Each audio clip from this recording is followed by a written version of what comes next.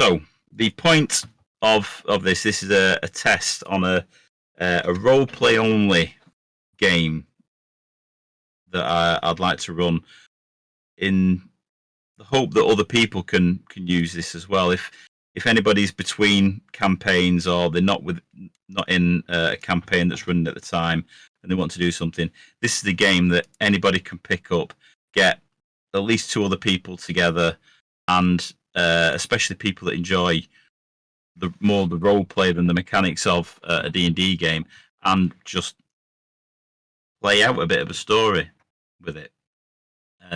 There are some dice rolls to it, potentially to set some of the stuff up, but you don't need it. You can actually select every element that you want to play without rolling a single dice. It just helps maybe randomize the situation a little bit to do that. So we start off on the document. The main premise of this is the characters in it are common folk. These are essentially the NPCs that you'd move about in a normal D&D game, or maybe these are characters that could go on to be adventurers later on after having an experience like this. But they are of humble origin. There is no magic on the player side. They may encounter magic, but they have no magical abilities themselves, because having magical ability will put them at a point where they are, they are no longer humble. They are something extraordinary.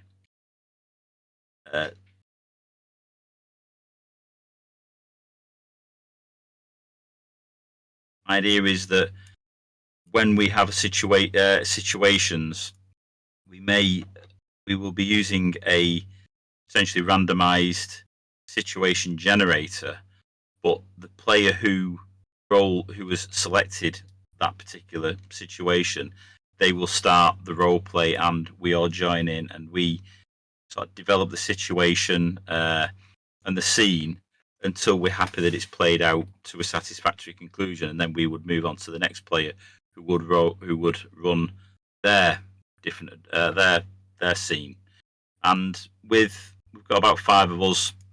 What we'll try and run 2 scenes a piece. So we'll each have a scene, and then we'll go back to the first person and each have another scene to run 10 scenes in total. And then we'll get to the end. We'll see what time it is, whether we've got time for another one, but we'll probably leave it there.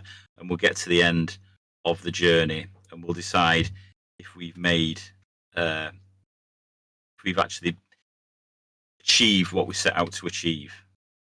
We can get to that in time. One of the things I would say is success isn't necessarily the end goal in each scene.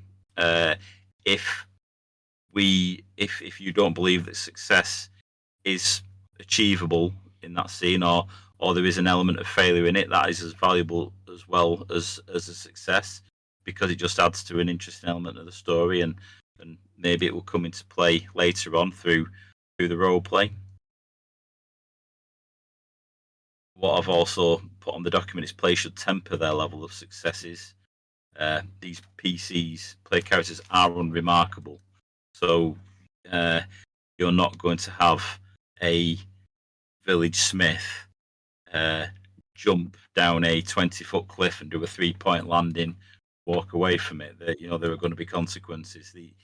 We're not talking high dex characters, so you may make it, but you may not make it unscathed. And yeah, that's sort of like the preamble. After that, the next thing is character setup. Now, I don't know if how many people have already set characters up.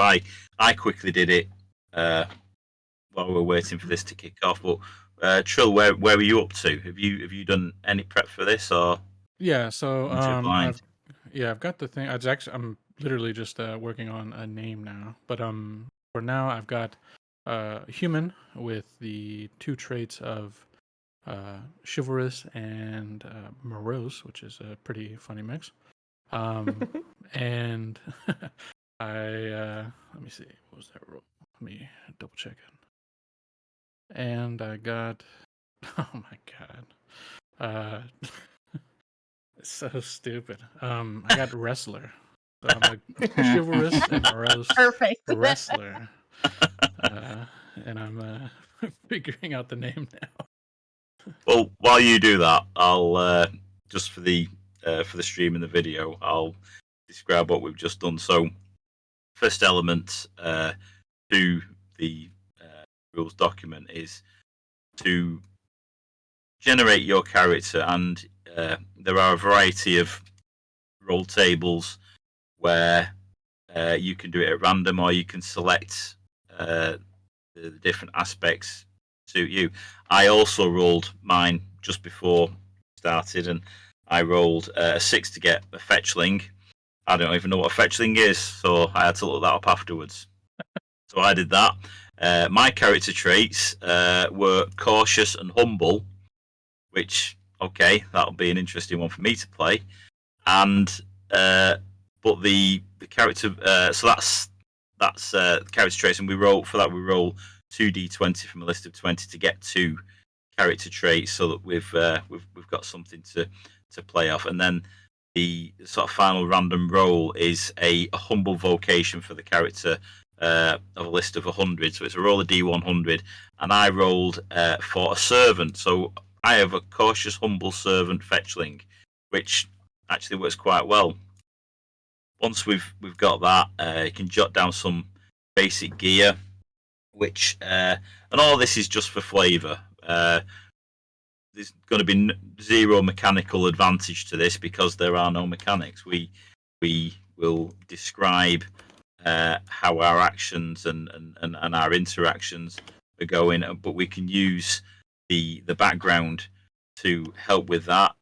We can use the background to work out how our characters may interact with another character's background. The final thing is this bit of character gear just to jot down, so things that you would expect your character would carry, and you know it may be something like a treasured keepsake. It may be something they find extremely useful to have. You know, but what we're not having is your standard adventurers pack where you can pull out an item for every opportunity, because these are not adventurers. So that's our characters. So the next element we get to is the situational setup, and this is the overall journey that we're going from. Now, we could select which one we want to play, and if anybody has any strong feelings, you can call it out, or we could just roll. Somebody could just roll a d4. So the 4 basic narratives or overarching narratives are: one, the village town has been attacked or has been affected by some other disaster. You are fleeing for your lives. So for that one, this adventure would be an escape adventure. The second one is somebody important to you all has been taken and the authorities are not taking action. You must find them. So we are a search party. 3, you are travelling in a trade convoy with essential supplies to a destination in great need. That could be we are a part of a logistics train that are taking medicines, food, even potentially armaments to an outpost, or it's a mission of mercy. And then 4, we've heard rumours of a valuable item or stash of treasures and want to try your luck in gaining a life-changing sum of money. So that one is, we will be treasure hunters. So and it may be that for this somebody's got other ideas and we can expand that list. That's great. The more choice, the better. The more times that this can be played. It's all guidance. Again, it's for the flavour. So how do we want to do it? Do we want to roll a dice, or does anybody have any strong feelings about which one of these you would like to try? I'm fine with putting the roll of the dice into a random person's hand. Sure. Yeah, I like the dice roll. Okay, well, if that's all right with you, I'll just roll the dice then. Let's see what we get. All right. We are treasure hunters. Treasure hunters. All right. Okay, Nice. so So at this point in the group, decide why you come together and why you may, and you may want to choose your player's origin and name. So I don't know if we've all got names and what we've all got our backgrounds. You can have a think about what you want to do. But at this point, we just have a think about how we're going to gather together. You could do the basic one of we could do. We've heard the rumours, and we're having a chat out at the front of the pub over a drink, thinking, oh well, somebody, we could do that as well as anybody else. So have a think about how we want to do that. And while you're having to think about how you want to do it, I'll just give you a rundown of the next part. So once we've decided how we're going to start this, then we'll roll a d20, and let me just got to read my doc. I should have read this earlier, but it's a few pages long.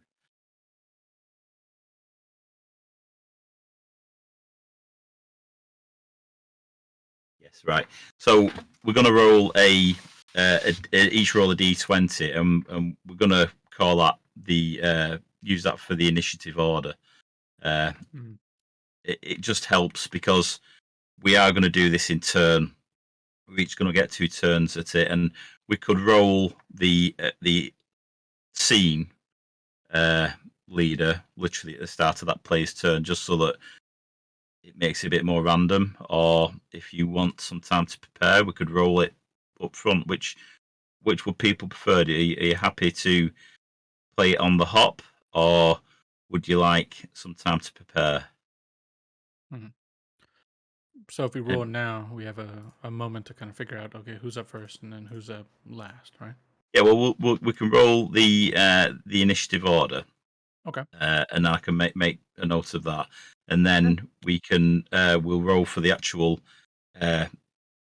the actual narrative event, which is your what's the best phrase of way of putting it? It's your cue on what that scene is sort of is for you to feed off. Yeah, I think the first one is, let me just clear all. The events is a bobcat keeps the undergrowth to drive for a quick meal. Who gets injured and who saves them? Beg your pardon, Dawn. Oh no, I was just reading through the possible narrative events and what could happen. As it would be like the prompt, I guess, that a person, the scene leader, had at that point. There's also no number 1. Yeah, because you roll 2d20 and you can't roll a 1 with 2d20. Okay, yeah, you're right. Yeah, that's the issue. I want to make that list longer. So again, just so there's more replayability. But I cribbed those 40 from elsewhere. I put a few in, changed a few out myself that weren't suitable, and I've got another 12 at the end of the document. But yeah, it's hard work coming up with stuff like that just on the fly. Right, if we can all roll then a d20, and then I'll just feed that into sort of an initiative order. Okay. What I will do is I will drag some tokens about. Oh damn, Dawn is up for the low. So what does this say? Because it does say something about low roll gets the. Let's see. Was that low roll meant something? Oh yeah. I think it's just from highest to lowest, just to make out an order. Like a sort of. I thought there was something about the lowest. Something special happens. There's a highest and there was a lowest. I don't know if I took it out.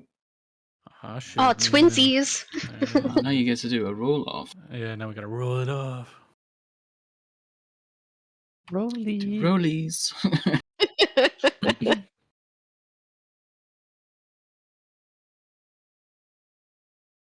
All right. I'm down to go again, Okay. Are we both rolling a d20 again? Yeah, that's what it says. And just making sure. Oh, I got one less than I initially rolled. All right, let's see. Why is my name new amazing.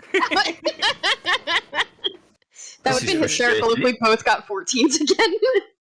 I'm trying to get you into this initiative order, but it's not giving me any of your names. It's just giving me the initial character, a random name, actor number. Yeah. Yeah, I'm so glad I'm still new actor 74. It changed it for me. You can change your name though. I did. It didn't work. doing that? Like the I first think roll Foundry you did, just hates me. The first roll you did actually did show up your name, and now it changed back to just as soon as the background changed. So let's blame Chris. Yeah, this time it's Chris's fault. Yeah, probably. I don't know why it's. I even claimed my character and everything. we had this with one of my characters, didn't we? Where it was something like placeholder because of something I'd done. Remember how we fixed it? Whenever they make the actor, here the best way to do it is to like assign everybody the actors, like the character, and then just drag those onto the screen, and then just highlight them, like let them make the change to the name or whatever, and then when everybody's updated, you just drag them onto the screen, and then highlight and then add them to initiative. I think that'd be like the fastest way.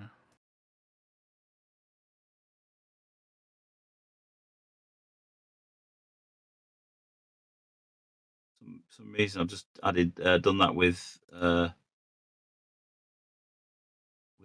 is Milk. Are you Alan Al Dente? I am. Oh, so when Milk's in, it's not. Yeah. So the reason that it's coming up as new actor 74 is because the sheet is named new actor 74, but not the. All right. There's two places where it needs to be updated. Got you right. Yeah, I guess in this case you could probably just like right click and change it, but. Better, right? Okay, bit of legwork. I'm gonna have to do this.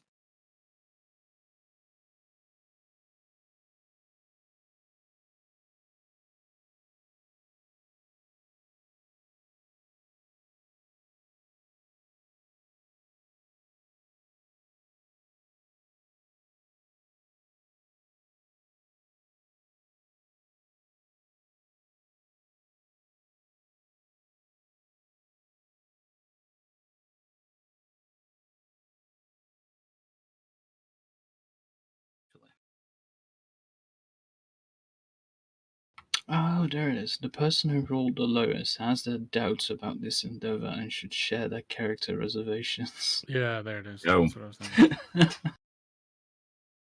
Okay. How am I going to make that work? What's your personality traits? I am chivalrous and protective. I think you can make that work. At least you're not chivalrous and morose. Trill got saddled with what I got saddled with during 10 Candles. Yeah, it's such a hard. It is a bit like 10 Candles, except we don't roll the dice for the successes. Which character did you end up with, Phil? I don't have a sheet, do I? Don't you? I can update it really quick.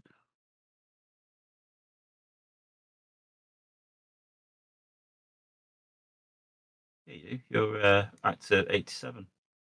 Oh, under the party ship campaign. Okay. Yeah, I'm just throwing everybody in there for now. Change it afterwards. There we go, dude. Let me Hugo Berg, dude. There we go.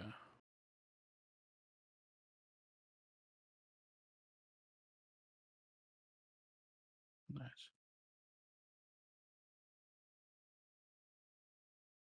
Oh, you're new actor 87. Yep. Right, so the rest rolls. We got. Yeah, so I think the order is me and Milk tied, so we rolled again, and so it's me, Milk, Ellis, and then Dawn. Right? So, but we still need to decide on how we even get together in the first place, right? Yeah. That is something we would do together, I think. See where I am. We all work for the black market and we're friends. We're like, we Not want this really. treasure. Right. So that's quite handy. I'm actually first on this one. Hmm. So I just rolled a 16.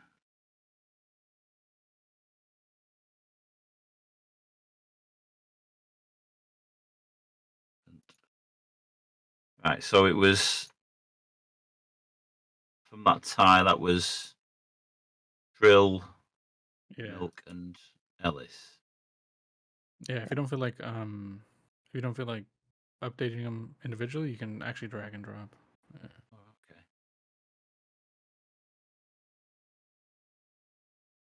okay. Did I wish I was last, just so I can really lean into the morose part of it. Okay.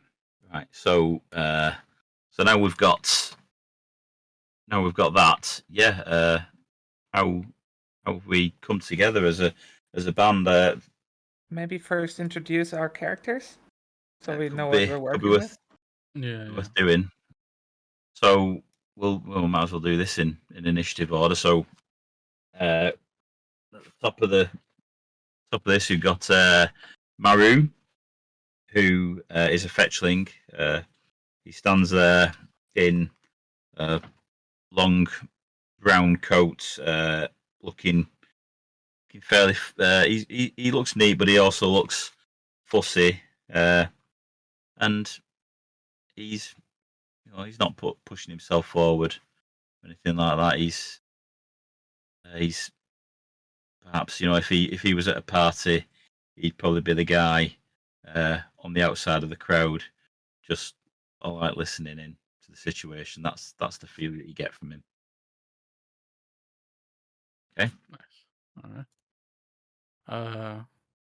So I'm playing Hugo Berg. He is a mountain of a man, large, bald, with a very large handlebar mustache. He, I guess, going on these character traits, whenever he's wrestling, right, he is at his most happiest, right? He is charming, very much plays to the crowd.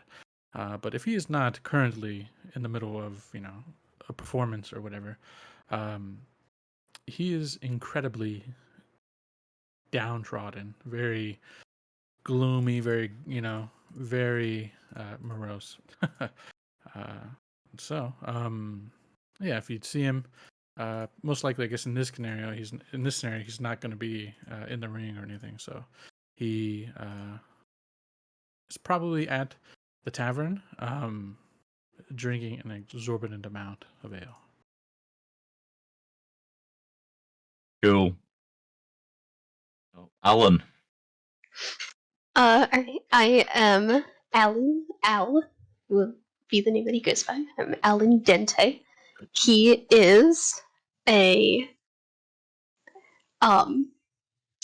he's the tavern cook, and he is an elf, and he is a very excitable and curious individual. So he's always trying to learn new recipes, and he's always very, I guess, positive in comparison to Hugo. I'm playing Derwin Glenn. She's a herbalist, and she's very young. She's about 17-ish. She has dark blonde hair, tan skin, blue eyes, lots of piercing, a large scepter ring in particular. Wears simple clothes, has some pretty good boots though. And she sort of is a little bit standoffish in like the teenager way, like wants to be taken serious, but can be a little mischievous at times.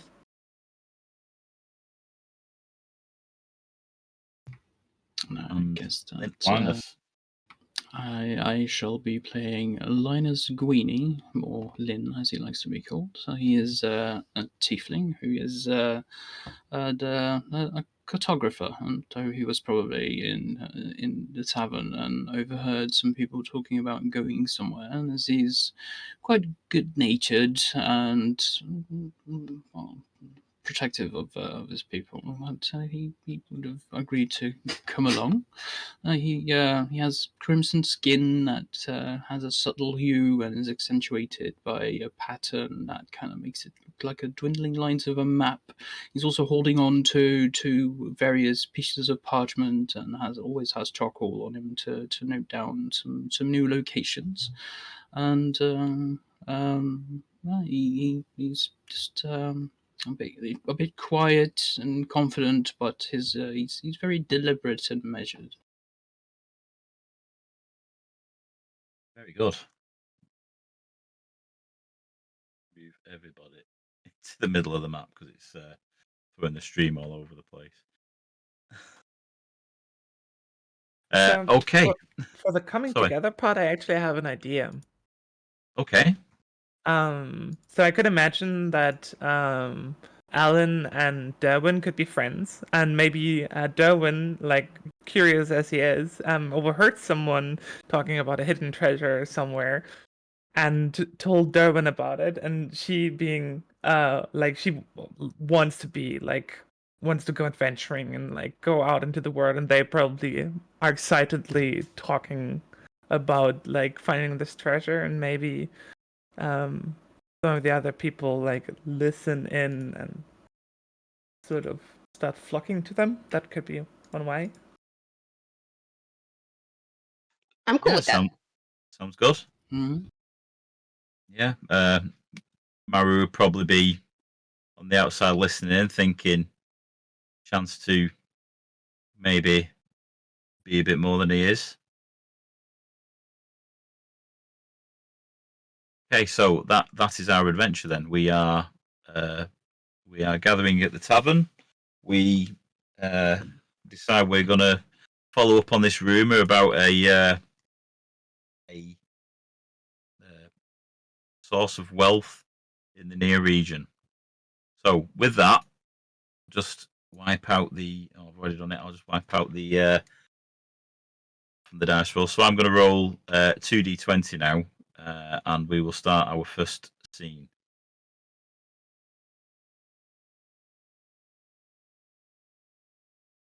Driving Foundry. See what we get. Okay, let me see what that does. So.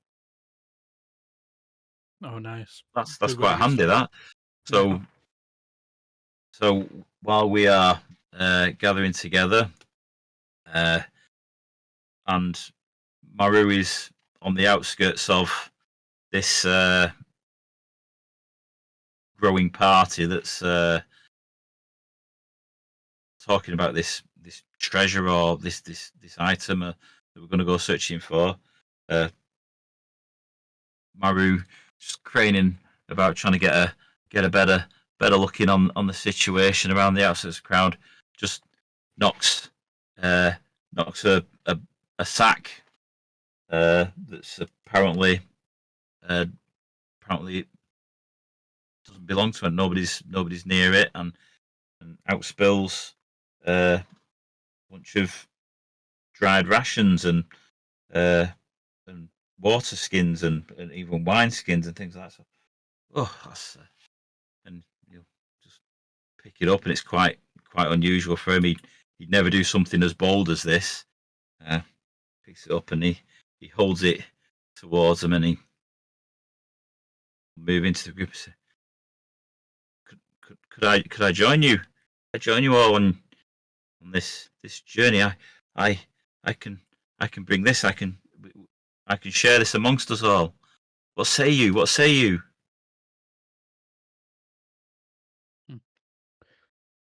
One more grabby hand to share with. I don't know. Are you like actually useful or something? Well, I have been in faithful service to many a master, and I know how to work. I'm sure I can aid you. I'm sure I can aid you on this endeavor. would this I don't know. would this not help?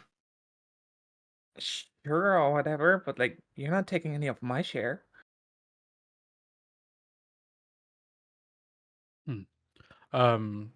This is already during the adventure, is what I'm saying, or is it still Well, at like the I don't tavern? think this is like this it can be.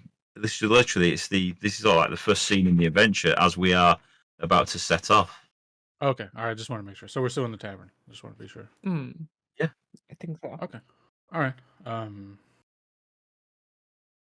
Fair enough. I don't know, Alan. What do you think? Well, I didn't even think that anybody was overhearing us. I didn't think we were talking that loudly. Well, you got a little excited, you know. Yeah, it says Alan, who's probably always yelling, so.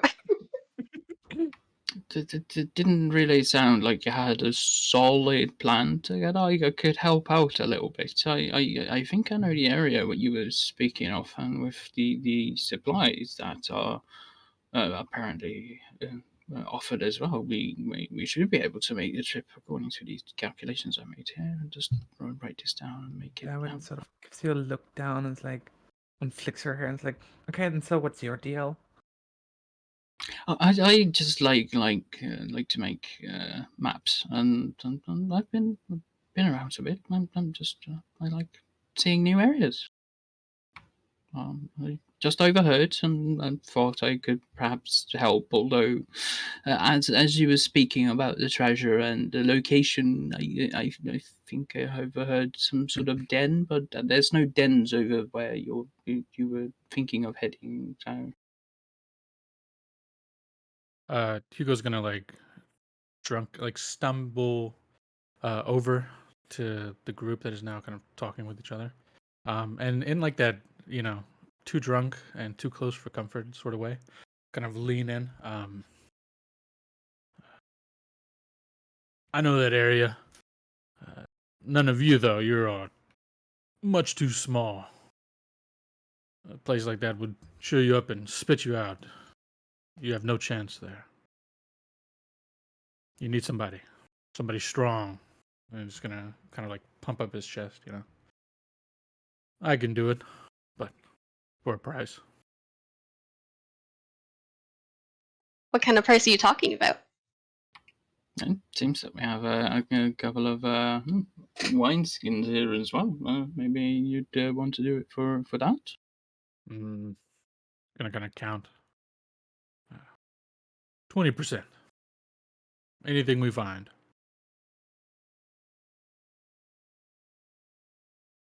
We're going to be in a whole adventuring party, I guess. Oh, it would make sense, I suppose. Yeah. Well, from what I hear of adventurers, they do make a lot of gold. They are generally very wealthy. The ones that return, at least. That's true.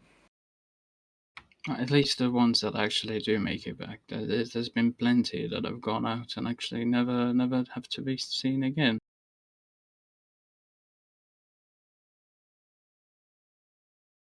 Well, I'm game to help.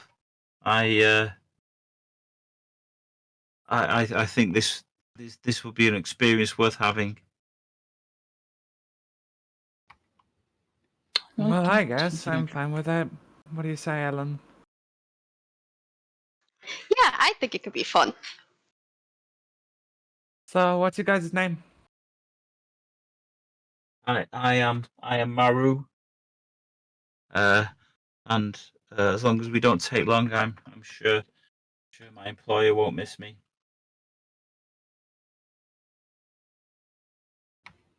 I go by Lynn. Just Lynn would be fine. Points his thumb to himself. Hugo. The Nightblood here knows what he's doing, I think. That is in reference to you, Maru. Hugo's not a good judge of character then. Yeah. I mean, he's inebriated. It's gonna be a bad idea to bring him with us. Have we covered everybody off? Because I think this scene is done. Yeah. So at this point, Hugo, roll your first scene. All right. So this is 2d20, correct? Okay. Yes. Just double checking. Wait. 2d20. Okay. 25. A concealed trap was set up to catch travelers. Who gets hurt by it? So is this my decision? Well, you can start off. You can decide at this point if you want. We can have already moved out of the village. We can be well on our way. You can decide what kind of trap it was, and you can decide who was caught by the trap and how bad it was. Obviously, we would prefer it if you don't kill a character off, Trill, but your nature being who you are. Okay. So we've all decided as a group to get on going, and I don't know, maybe we would have gone out that very same, or maybe the next day. I don't know.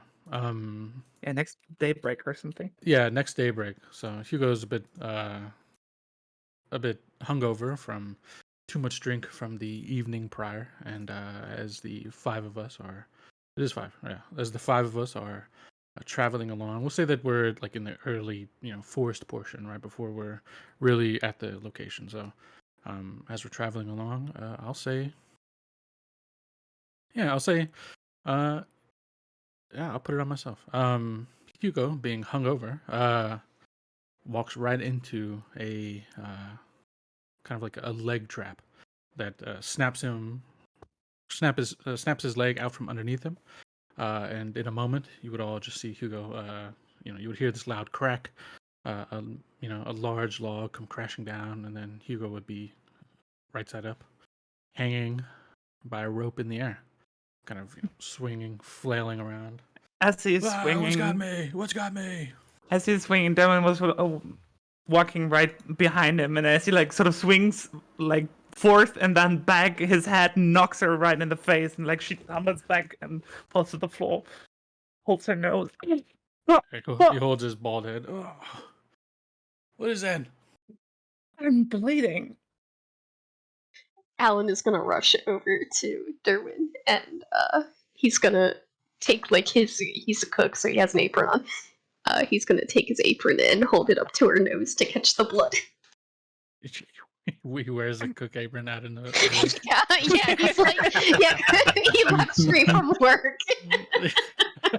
So he's got the chef hat on, he's got the apron, Someone got like a water skin. I think I need to put something cold in my neck or something. Get me down. Just kind of bellows. Oh yeah, that out. too. Marrow's gonna look nonplussed, and he's just holding the sack in front of him with his mouth open in sort of awe and amazement of something that can happen just on the road. He's just gonna stand there, useless.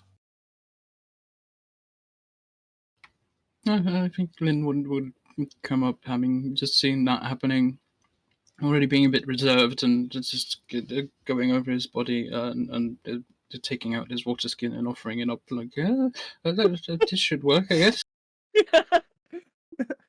Everybody goes rushing. Darren takes out a cloth and drinks it in the water and puts it around her neck. Someone's going to take out the huge guy, right? Come on. Yeah, I suppose I can try. There seems to be some sort of bear trap. While I'm swinging, I'm just gonna reach a big paw hand out and just grab whoever's closest. So we'll say that's yeah, Alan or me. Yeah, we'll say it's Alan. Right? I'll just yank you up. Right, get over here, get me down. So are you hanging upside down and then also lifted me up? Yeah, basically. Right? My hand is just huge, right? I'm a wrestler, so at the very least I can move bodies. Yeah, like one leg is in a rope and the other is just kind of dangling freely, and I'm just upside down. But I've got enough strength to at least grab you and just rip you over to me. Come on. Maru's gonna snap out of it and go and have a look at where he heard the noise of the log crashing down the counterweight. Gonna move very cautiously, very carefully off the road, just making sure he's not gonna trip everything. But he's gonna find the log, see the rope that's attached to it, and Maru carries a penknife, and he's gonna start cutting through the rope. Now it's not a particularly good penknife, and it's a fairly thick rope, so he's just gonna start working on the rope. Says, I'll deal with this over here. So he's just going to be working on with his blunt penknife. So your nose is bleeding. He's up in the air there, but he's gonna come crashing down as well. Like I'm just gonna try and look around for some leaves, I guess, so and make a pile. Because, no, it's fine. I'm very light on my feet. You'll see. Are you sure about that? Maru's about halfway. Yeah, Maru's about halfway through the rope at this point. Yeah, we'll say Hugo's heavy enough that about halfway through the rope is enough to snap the other half, and in the middle of saying, like, "Oh yeah, I'm perfectly fine and light on my feet," and it'll just snap and I'll just come crashing down. Yeah. But you were holding Al. Yeah. Yeah. So come crashing down. Ugh. Thanks for breaking my fall. And I'll just stand up nonchalantly. Al's just like gives him like a thumbs up. He's just like, no problem. Right. Where were we? I'm just kind of look around, unbothered.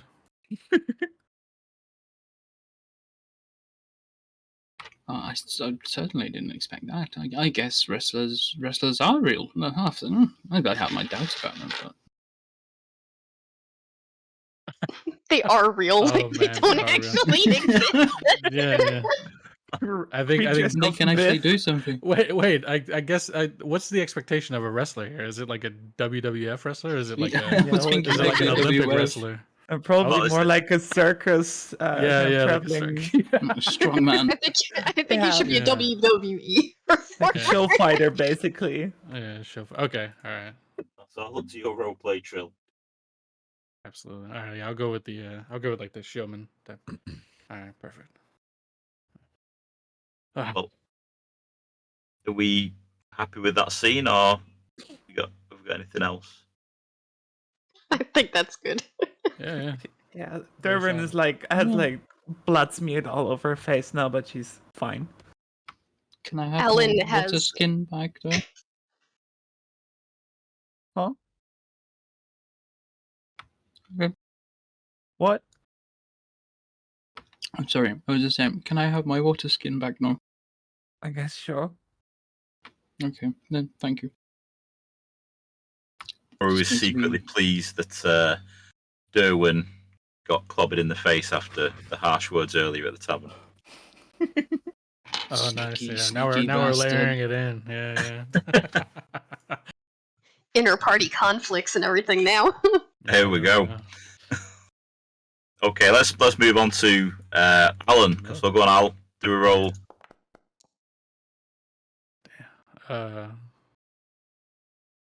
Cool.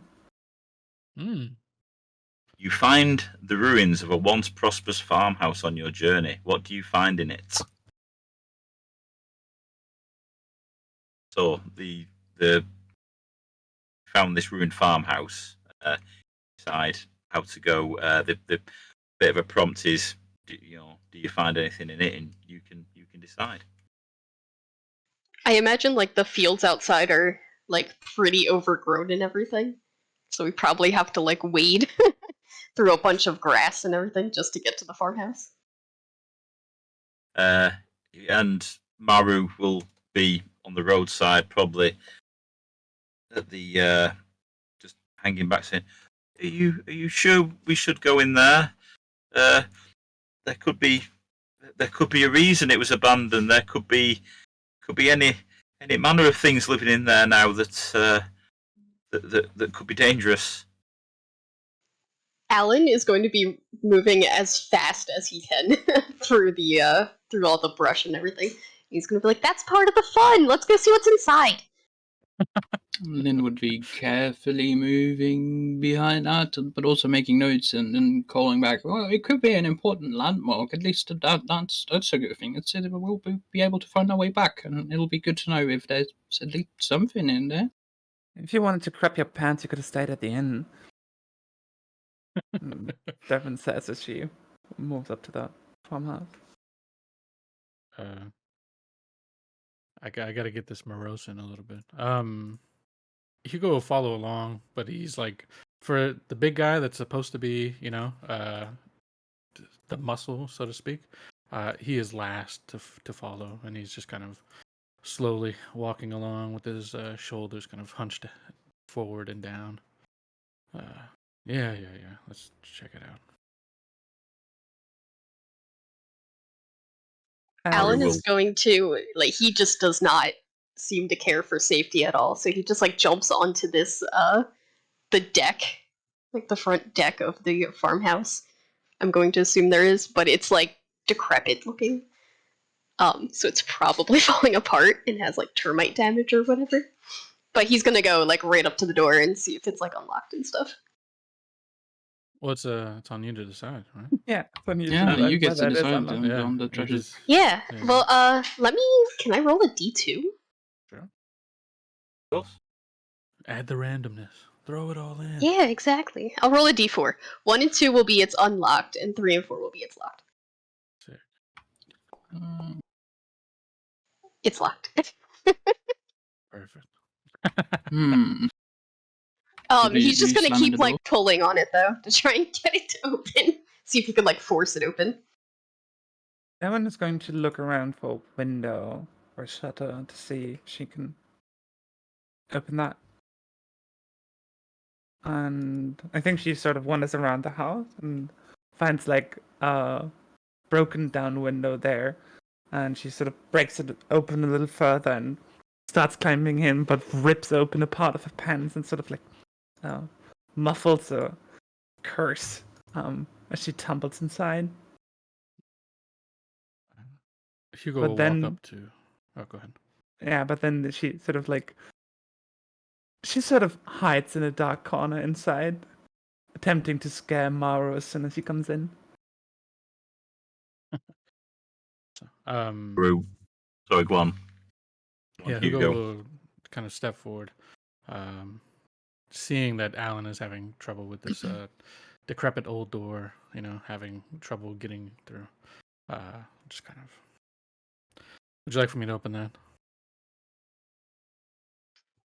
Alan will step off to the side and just motion at the door and be my guest. Yeah, Hugo would just step forward and just absolutely blast it off the hinges, whatever it is. And just it just rips it off. Fireman kick. Yeah, exactly. Just step forward and just blast the door open, and just kind of sigh. There you go. Alan will look amazed. We did really need someone like you after all. Yeah. While this is going on, Maru will have seen that the door is locked and Hugo is blocking him, and he'll take a route that he's more used to, and he will go round the side of the farmhouse where various animals are moving around. Have trampled down the grass a bit, and he will find the back door to the farmhouse kitchen, and he will find it unlocked and walk inside, looking around, not thinking for a moment that anybody going to be could be around, although he's expecting an animal or something to jump out at some point, so know where. And then Devin creeps up from behind him, slowly, and then suddenly puts 2 arms on his neck and sort of rattles his throat for a moment before shoving him off. And Maru will scream in a very high pitch shriek. Derwin gives a nasty laugh.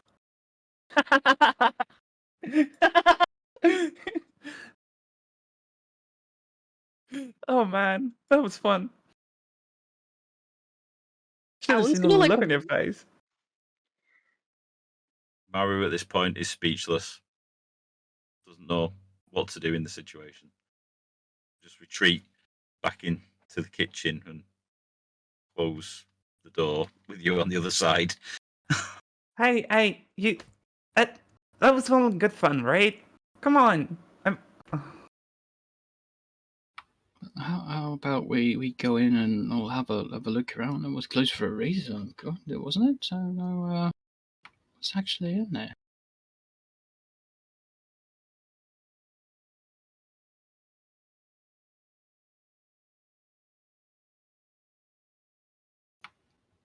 Maru's gone in through another door. He's currently rummaging around in the kitchen while he's got guys are at the front door, I'm assuming.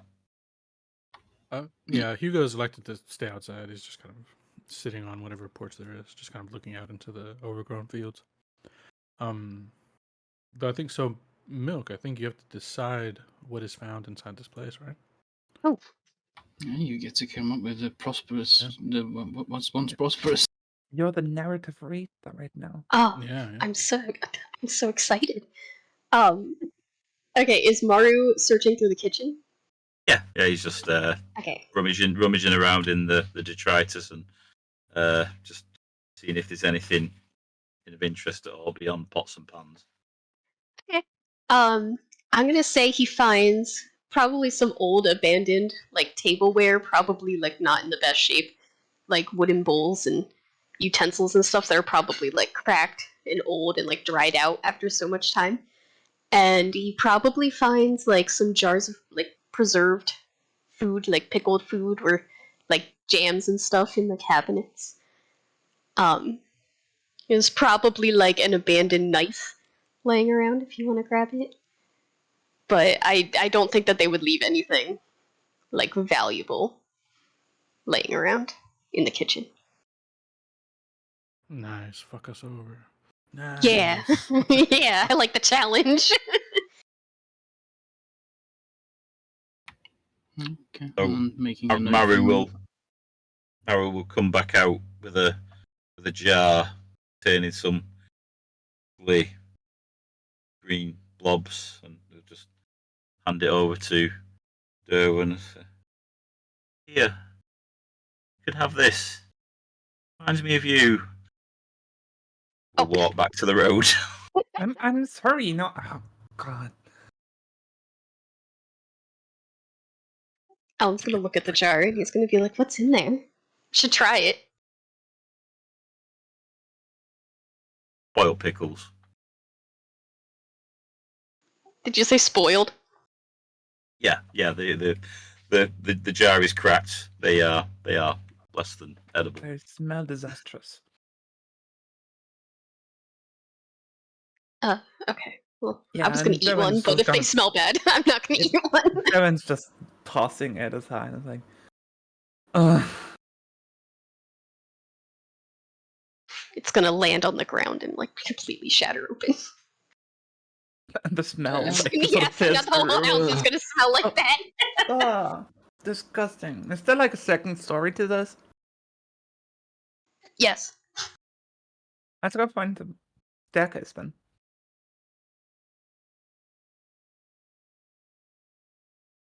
Maybe it takes a while, but like... It's probably close to like the front door, I imagine. Yeah. And what do we find when we go up there? You can spend as much time in the scene as you would like, and yeah, it's not just the person who owns the scene that can set some of the narrative. The other players can as well. Sure.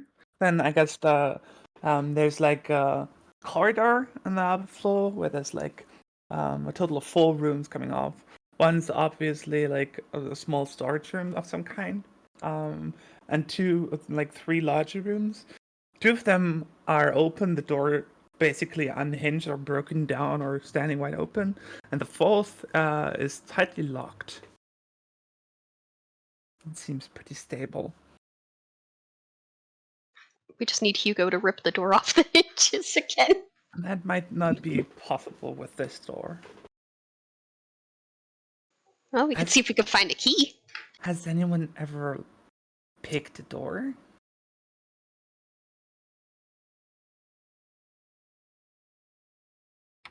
Well, Hugo picked a door up, probably. Yeah, he did. I forgot my keys once, but I had to break in the windows to get back in. I've seen others do it. I could like try.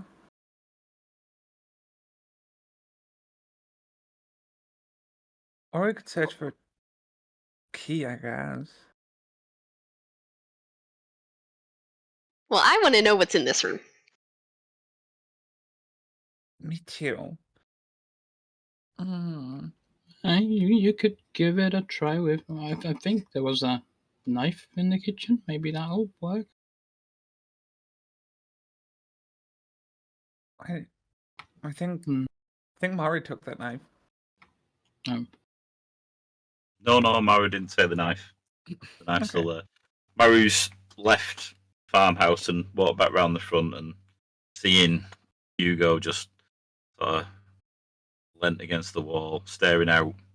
He'll reach into that sack that he picked up in the beginning and hand him a wineskin from it, see if he can cheer him up. Very much in his nature to find things to please other people. Mm-hmm. Well, I guess I'm like dexterous enough. I could try. Like Derwin takes the knife and sort of starts fumbling with the lock, and it's like she doesn't succeed, and she gets more and more frustrated with time. And at some point, like she uses too much force, and the knife slips, and she cuts into her finger. And it's like, "Ow! God fucking damn it!" Puts her finger in her mouth and starts sucking. What the fuck? Do we have more water? Well, maybe we should disinfect that. I also have some wine here as well. That should keep the germs away, right? Yeah, just let me pour some over it. I have some herbs with me. I can do something about it, but it's fine.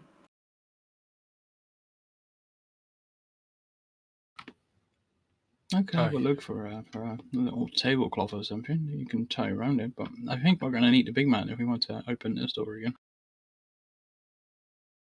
Hugo, want to give it a try?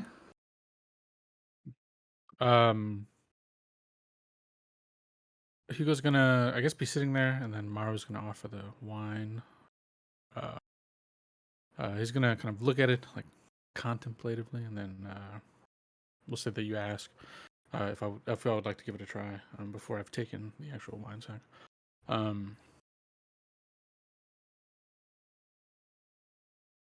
He'll just kind of look up. Sure. What is it? And then Hugo will kind of stomp his way inside, kind of climbing up the stairs until arriving at the room, or at the door, I guess, right?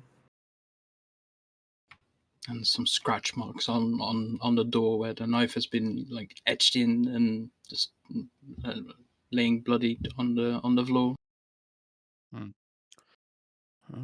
Kind of look at it, kind of judging it a bit. You said this one looks much more difficult, right? Yeah, more sturdy. Yeah, more sturdy. Okay.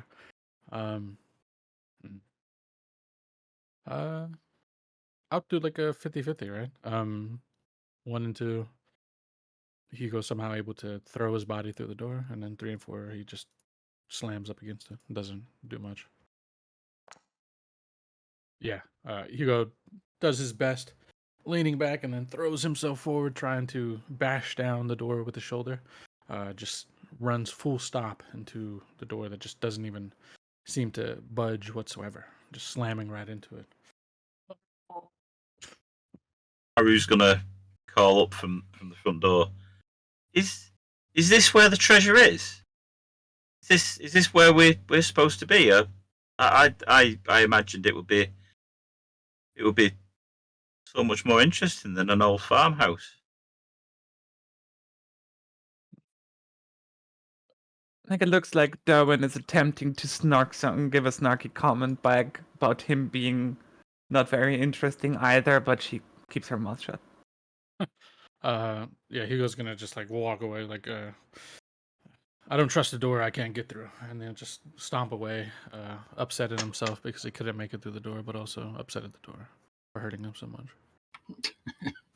What a mean door. The bane Yeah, of yeah. every campaign. It really hurt his Doors. pride there.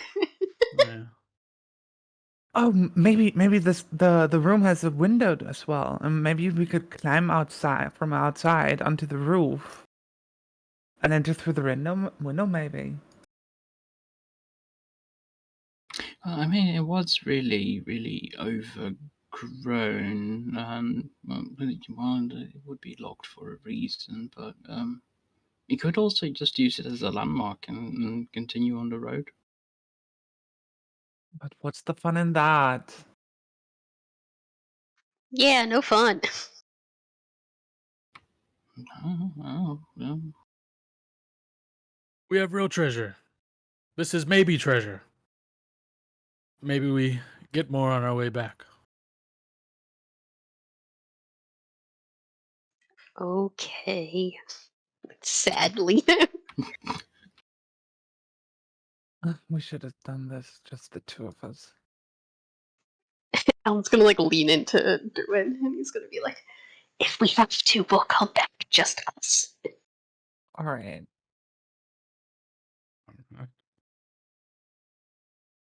I think that's a solid scene. Mm-hmm. Yeah, we can move on there.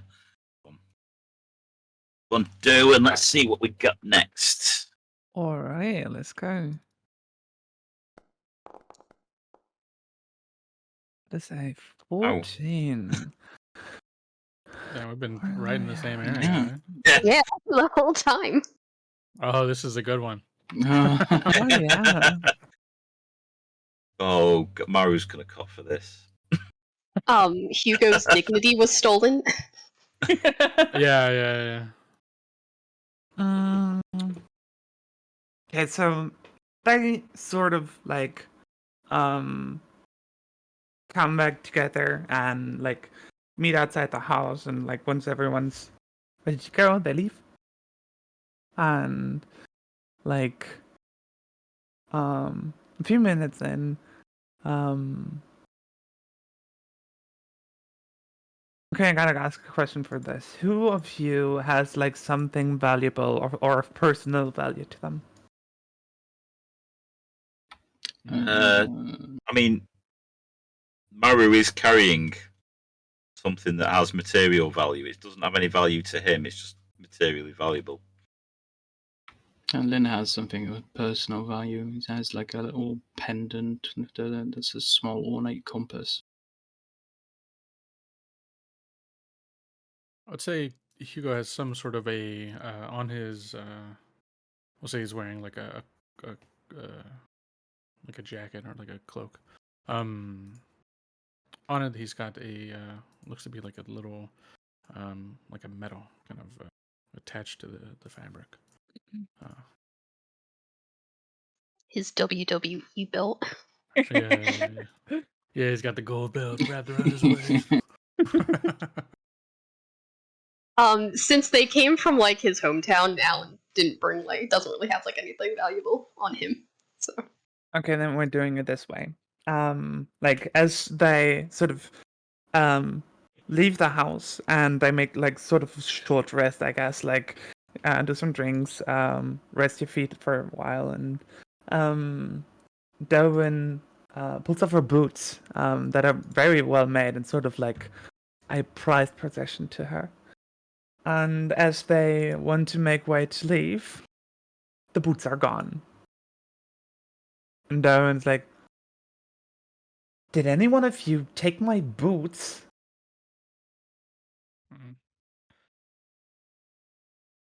No, I wouldn't have any need of any boots. I have shoes myself, so. Yeah, Hugo would just stick his foot out, kind of waving it. Your feet small. They don't fit me. Maru's just silently shaking his head. bit. Yeah, well, those boots were expensive. You could have just sold them, or maybe hid them somewhere to later sell them.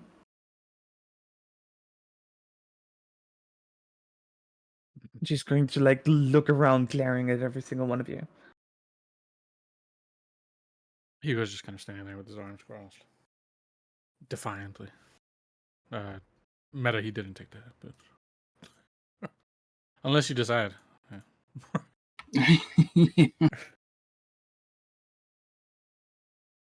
Like, I'm not joking, guys. I'm not leaving until I find who took my boots. Maru, with a sort of thought dawning and a slight smile crossing his face. Does this mean you will have to turn back since you cannot walk with us? Mm-hmm. And your feet surely to get torn up without your boots. You would be useless to the party. We could carry her. And what added was Mr. Crap His Pants. He just wanted to have some boots to go to lick them. I have no need. I have perfectly serviceable shoes. They're on my feet. Yeah, I'll kick. Twinkle a smile. Yeah, I'll kick Maru's feet. He's wearing boots. Who's got him? Come on. Kind of looking around as well now, trying to be menacing, although he is not as menacing as he could be, considering he didn't get to the door. I think as he's looking around, he actually sees some like shrubbery move suspiciously. There's your boots. I'll just point to the shrubs. In there. And Darwin is going to rush over bare feet and like sort of jumps into the shrubbery and rolls out a moment later, screaming and having a fist fight with a raccoon, who's and like sort of the boots tumble out of the bush with her, and like she's sort of like trying to manhandle this raccoon, which is just clawing at her, and. I thought you were going to say that the raccoon was wearing the boots. Yeah. No, he just like took them over to the bush somewhere, like sort of as the treasure. And now he's having a fist or like a scratch fight with Derwin, and she needs help. Stop playing with that cat. Come on. Be careful with the wildlife, and then we'll try to move in and like grab like a paw from the raccoon. But just Maru's probably the happiest he's been since this journey started. Yeah, Hugo's just still just standing there, kind of laughing at the scene. Kind of pointing and making mentions to Maru. Well, at some point, like she manages to shove off the raccoon, who just takes off with speed, and she's sort of there, like scratched and like completely ruffled over. Like her hair is a complete mess, and her clothes are even more torn than they were. And she has her boots in her hands, like has like a sort of victorious grimness on her face. I've never seen a cat that big. I don't think that was a cat. That was a raccoon. I'm sure it was a cat. Are you stupid? Why would a cat or a raccoon steal boots? Exactly. That's why it must be a cat. Because a cat would steal boots. Oh yeah. Puss in Boots. Hello. Did you get Famous dropped tale. in the ring too much a bit? Hugo doesn't get dropped. Except from Okay. ropes. Your earlier experience with the rope and the log says otherwise. You caught me. But you still dropped. No. I guess that didn't count because it was on top of someone. I guess with wrestling, that's a pin, and technically that would be a victory. So yeah. Hugo doesn't lose. Haru is keen to bring the spotlight back onto Derwin and says, "Oh, such a shame your fine boots. They're ripped." And she sort of takes a look at them. Will you still be able to walk with us? Again, sly smile on his face. He's the happiest he's been in weeks.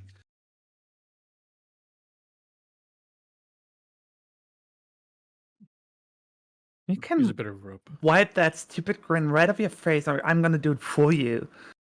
She says as she sort of. He will instantly go plain faced. Literally. Just all expression gone.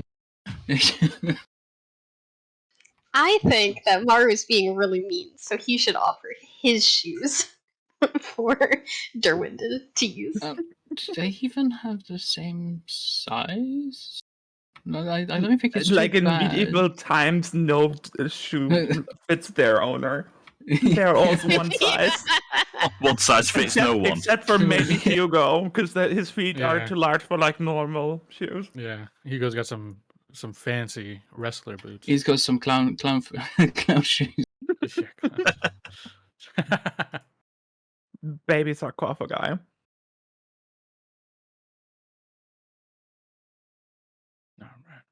I think we should continue before you lose your shoes again. And they do. Derwin looks a lot worse for wear than when she started, while everyone else is just doing fine. Yeah, was it bust nose, torn clothing? Yeah. Yeah. Oh, dirty though. Yeah, the finger also has a cut on it. Yeah. Yeah. She's doing the adventuring right, okay? Yeah. Next round we'll get dirtier, you know. Lynn will at least try to come over with a bit of cloth and just water it up and then offer it to. You can clean some of the dirt off your face, are you?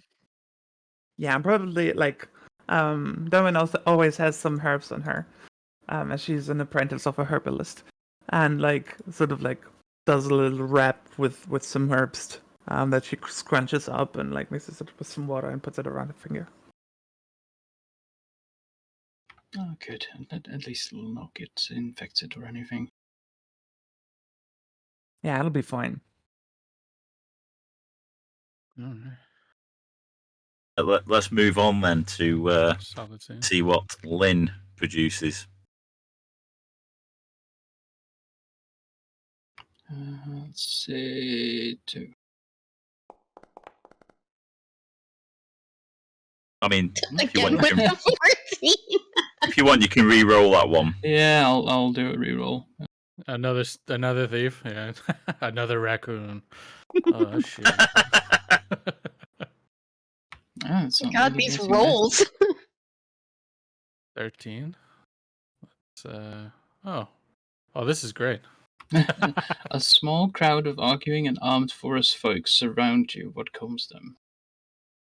Okay, so I'm guessing with all the ruckus that has been going on, we're actually surrounded by the raccoon ran off, and a small crowd came running up to us, and apparently we've offended some sort of local tribe because the boots were supposed to go to their local mascot. That was a trained raccoon, a trained recovery raccoon. Recovers boots. Yeah, looking to steal from us. Does anyone have perhaps something to offer these people? Seems we've offended them. Give them nothing. Hugo seems to kind of come out of this morose nature and kind of, starts to kind of flex and kind of get wide, we could take them. They have weapons.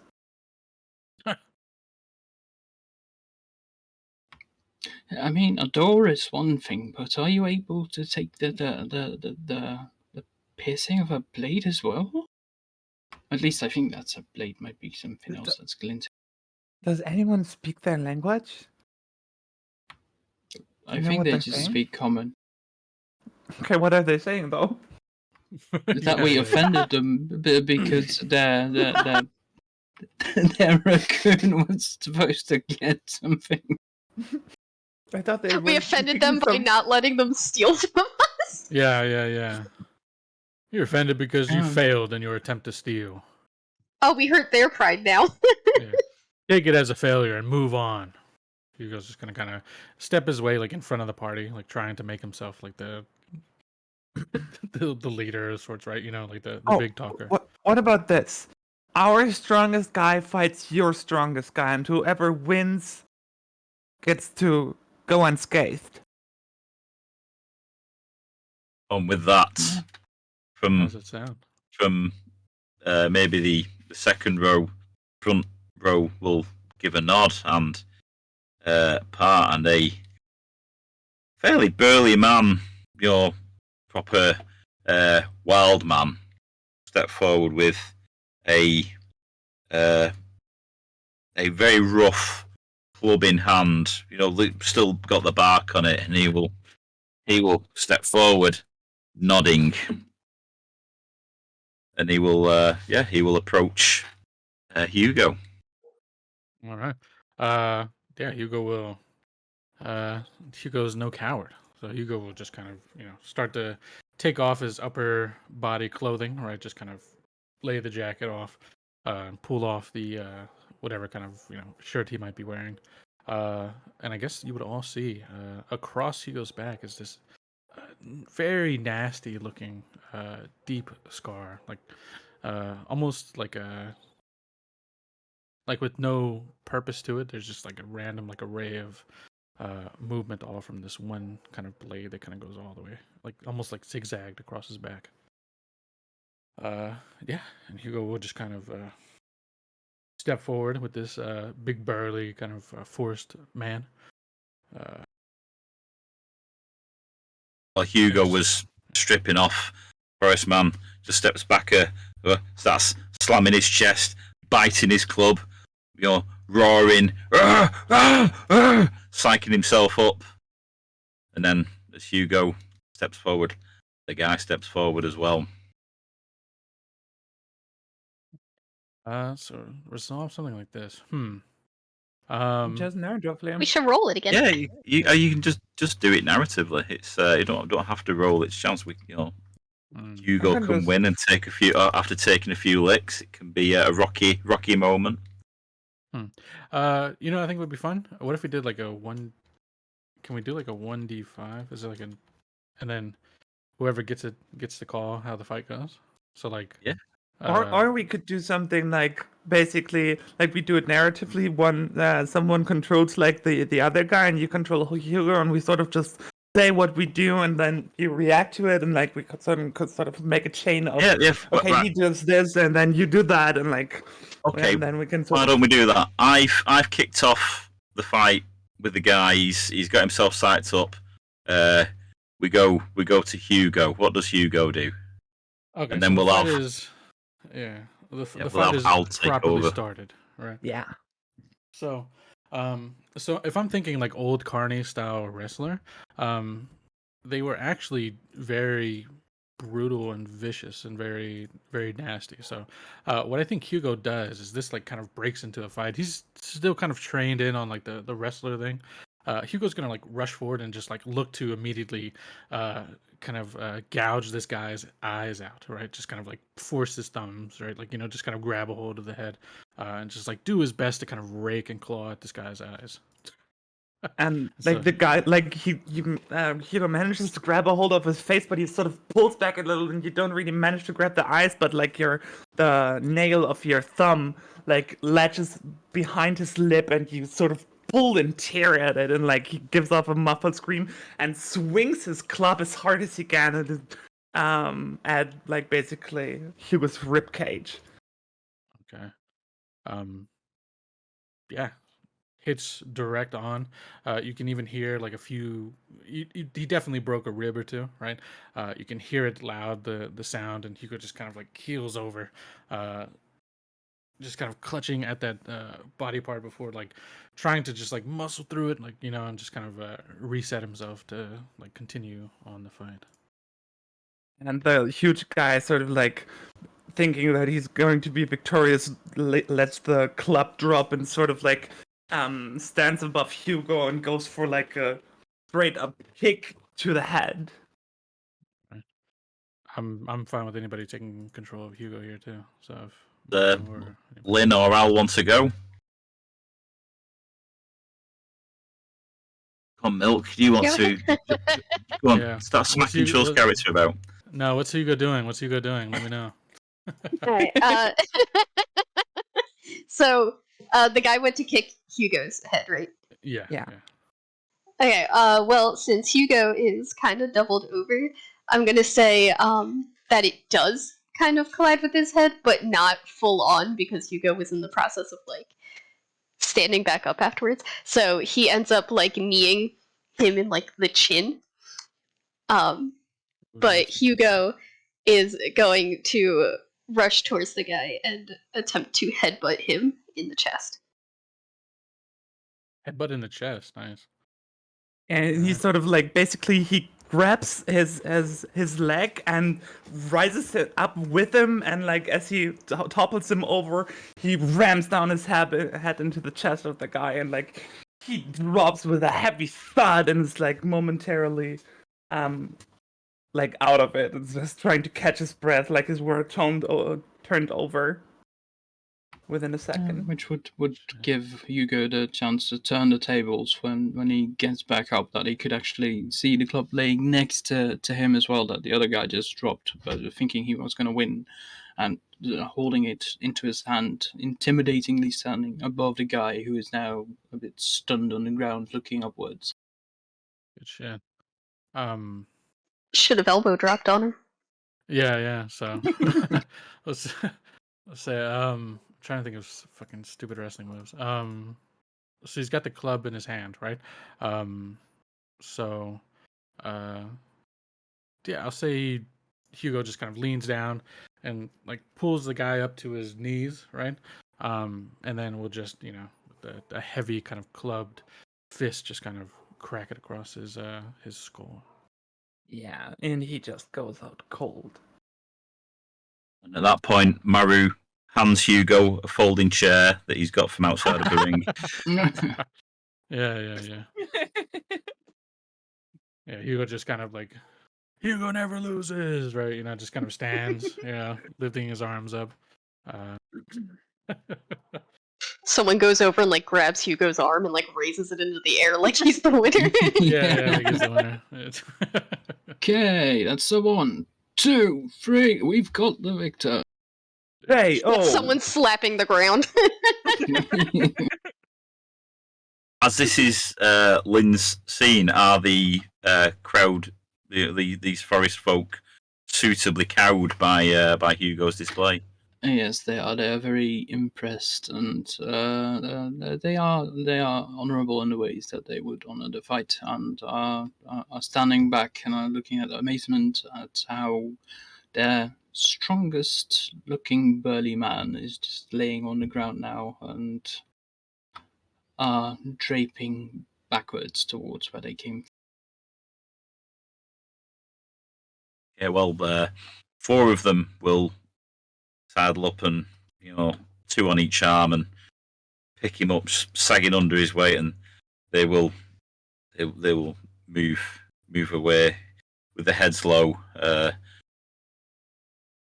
trying to not look aggressive to you, to all of us at all, and they will move away back into the undergrowth. But they leave the club behind, and Hugo has a weapon now. Nice. I mean, it's just a tree branch, but yeah, fair enough. Yeah. As soon as they're like out of sight, Hugo's like dropping to his knees. Oh, God, so much pain. From the ribs, just kind of And like sort of go and sort of goes down knees beside him. Can you like breathe? Is it painful when you breathe? Yes. That's a problem. You should rest. I'll be fine. We have to continue. Treasure waits for nobody. No, but like really, like my master Treasure is like waits for she's nobody. like a healer and like I know what I'm talking about. Well, maybe we could have a sit around, and we've still got some wine that might help soothe the pain. Yeah, but like if he just carries on like that, one of his ribs might puncture his lungs, and then he's like dead.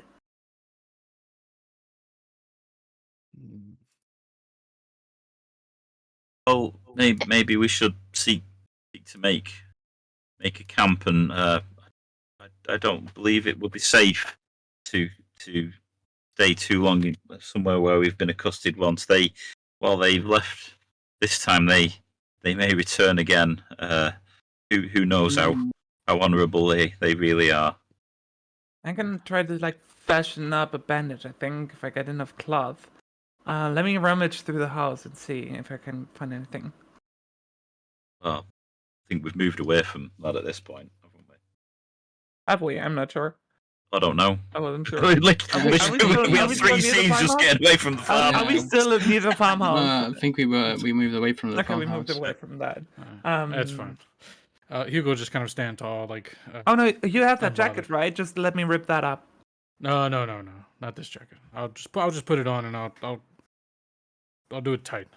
You'll kind of like put the jacket on and kind of like, we'll say it's got like a nice little kind of like belt around the middle, and he'll just kind of tighten it up around his his midsection. All right, we continue. Okay. All right. Right. So we're back to the top of the round now. So it's Maru. So see. 2d20. Hopefully, we get something beyond the teens. It's been hanging in there. 20. Just barely. Oh, nice. Okay, this is right. a good character moment. Maybe we do take a rest after all. Yeah. So yes, the group have moved down the road and set up camp, and they've set watches, and it's the night has gone without event, fortunately enough, and as the night comes to an end, Maru is on final watch, and the sun comes up. It's a clear sky with just the right amount of clouds high up to reflect the sunlight and the colours as the sun crests the horizon, and it's the perfect view. It's fantastic. There's we're on a slight rise in the landscape. We're able to see. Maru's able to see across the countryside below with the shadows moving as the sun comes up, uncovering and glistening on the water and the rivers, and it's almost a paradise scene. And he at this point alone, everybody else is asleep, and he looks out and he sighs wistfully and shakes his head, and he's so deep in thought that he isn't aware of anybody else waking. So who wakes next? Okay, I'll say Hugo is stirred.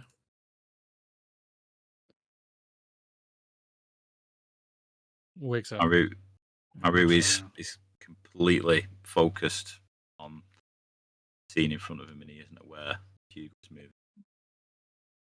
Yeah, Hugo is, despite being incredibly large, seems to be quite nimble in times. Yeah, I guess Morrow doesn't know that Hugo's basically standing right behind him. kind of observing the same scene, completely lost and not saying anything. Maybe the thing that gives way tomorrow, like hearing the heavy breathing of Hugo as he kind of just stands behind him. Doesn't say anything to break the moment, but just kind of watches the sunrise as well. A soft rattle of breath, just trying to still catch. Scary. Maru flinches with surprise and turns. I didn't hear you. I've certainly been paying more attention, but this brings back fond memories for me. How are you? How was your injury?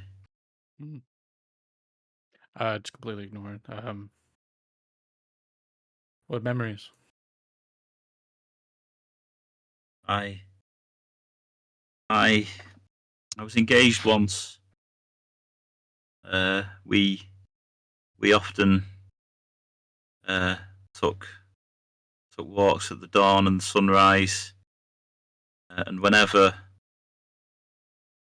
such a scene presented, we'd stand looking out, holding each other, waiting for the moment to pass. So the memory was etched. Been a few years since I was in a place to recall. He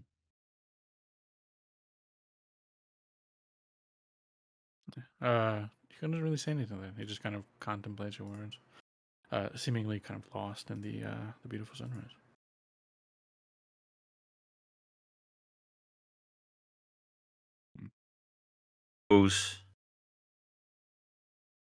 Suppose the moment has passed.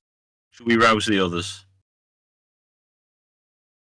In a moment. Just kind of stays locked into this moment, staring.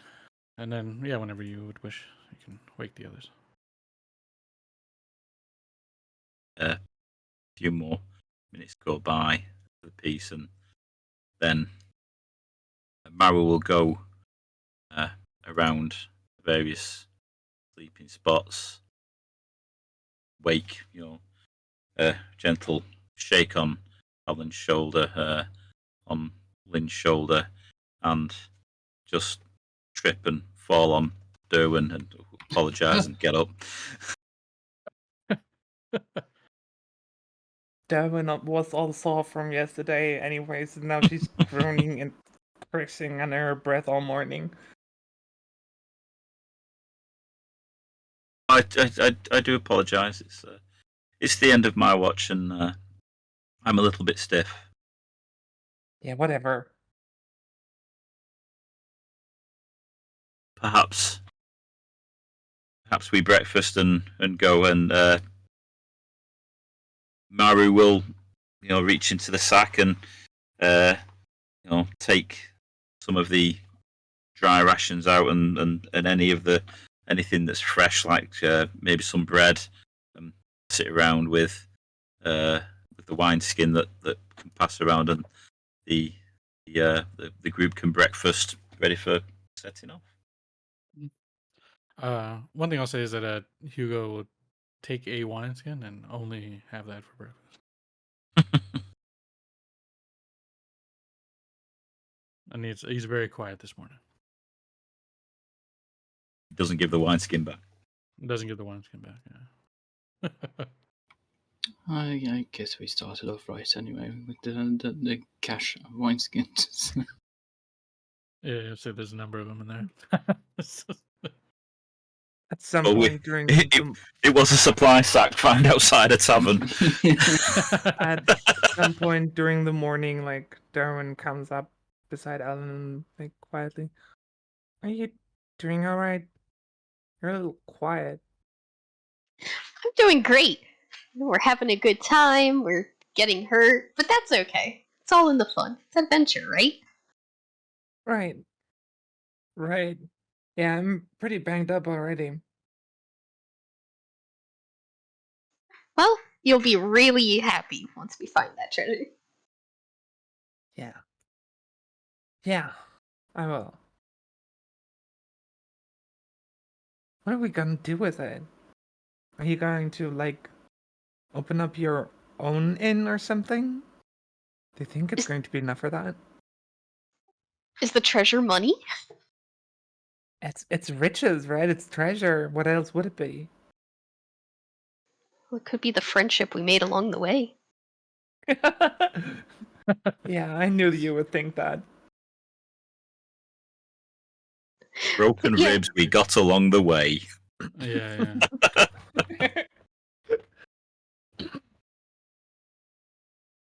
Maybe I will open my own restaurant. If it is money, though. And I can hire you as a waitress, and probably nobody else on this journey, if I'm honest. Yeah, I think I wouldn't be doing that good of a job as a waitress. I could help with the kitchen, though. Okay, you could be my sous chef. Sure. I do well with herbs and stuff, after all.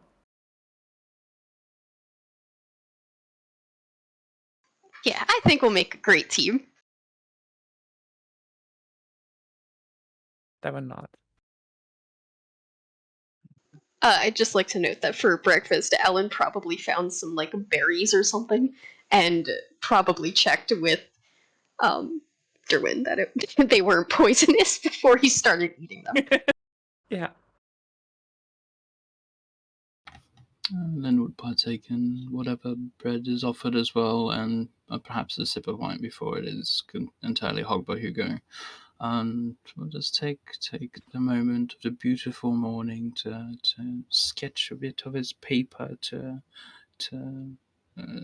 sketch in the route they have taken so far, and the scenes that they've come by.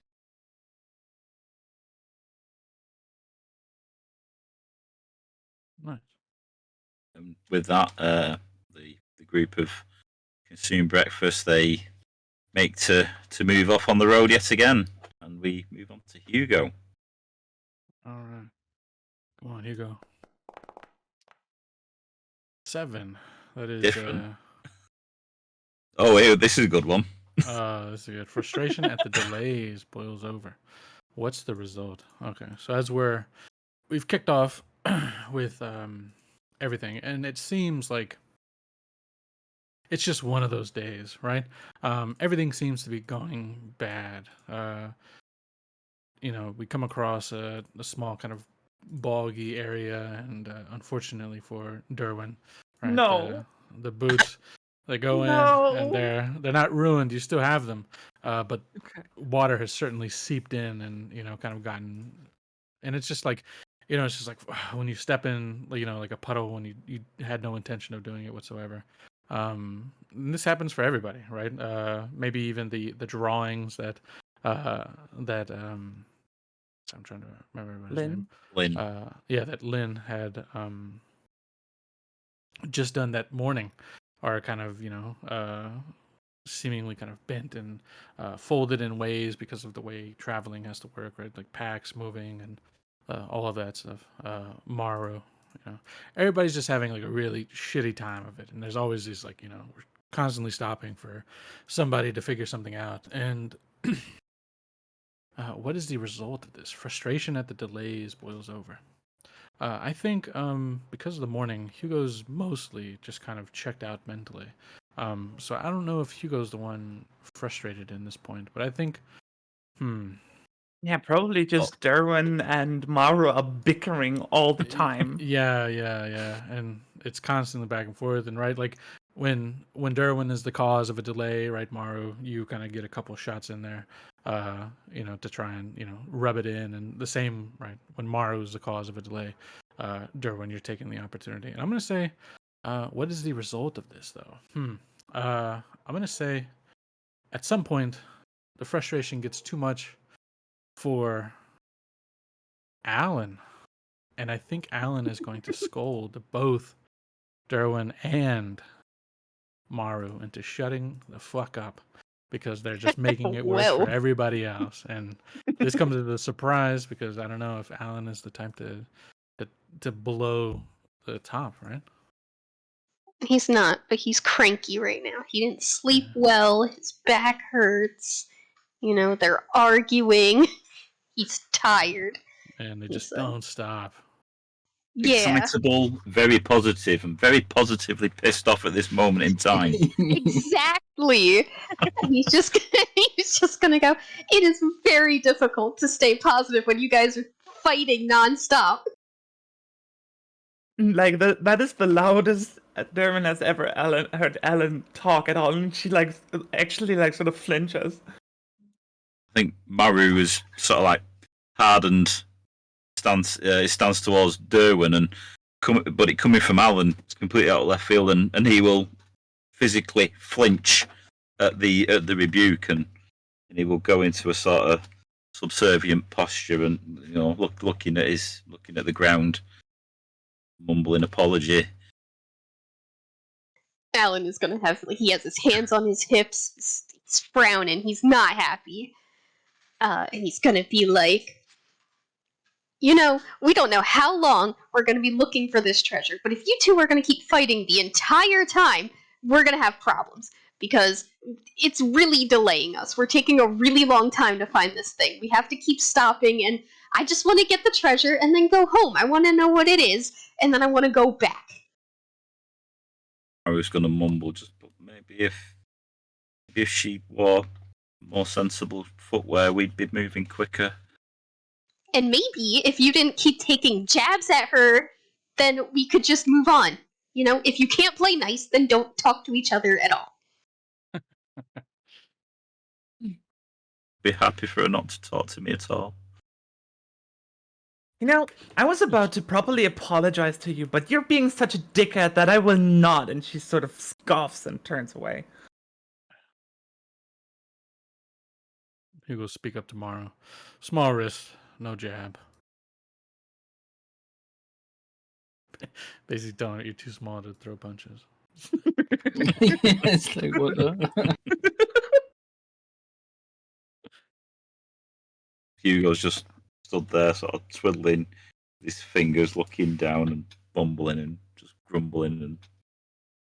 And I think, though, so let me see.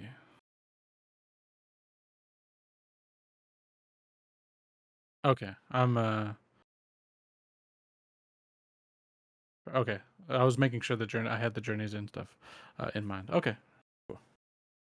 So I wasn't sure if we got to the journey and then we started, we still rolled stuff, or if it was everything.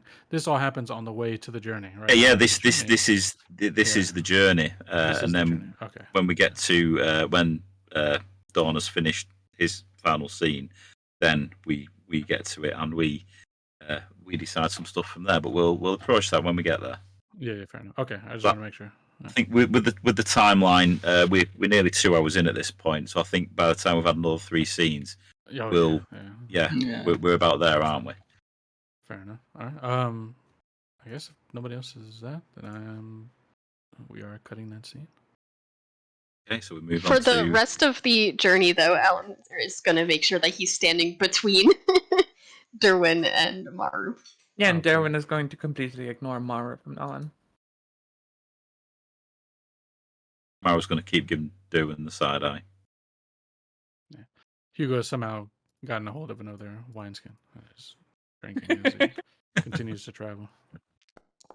Let's just keep disappearing. Ooh, big number this time. Moving down. Oh, yeah. Oh. Let's see. It's like we're having another break in the journey. 32. Another night, okay. Your bedroll is saw. Oh, nice. I'll let you read it, sir. I was reading out loud to myself. Your bedroll is soft, the food was filling, and the fire is warm. What do you dream of this night? Okay, so Alan, as he falls asleep tonight, he was really tired the day before, so he's kind of conked out tonight because it was a long day. He did some yelling. It was strenuous. So he immediately passes out when it's his turn to pass out. And he's going to have a dream, since Derwin put the idea into his head, of him owning his own restaurant, and it's like 5-star Michelin quality restaurant, and he's the head chef, and it's just absolutely glorious. You know, he walks out to greet the customers, everyone's cheering and, like, you know, throwing their hands in the air. They're super excited to see him. Like, all his family and friends are there. His sous chef is Derwin. Everybody else that's on the journey is, you know, like, customers there. So, like, Hugo, all of his circus buddies are there.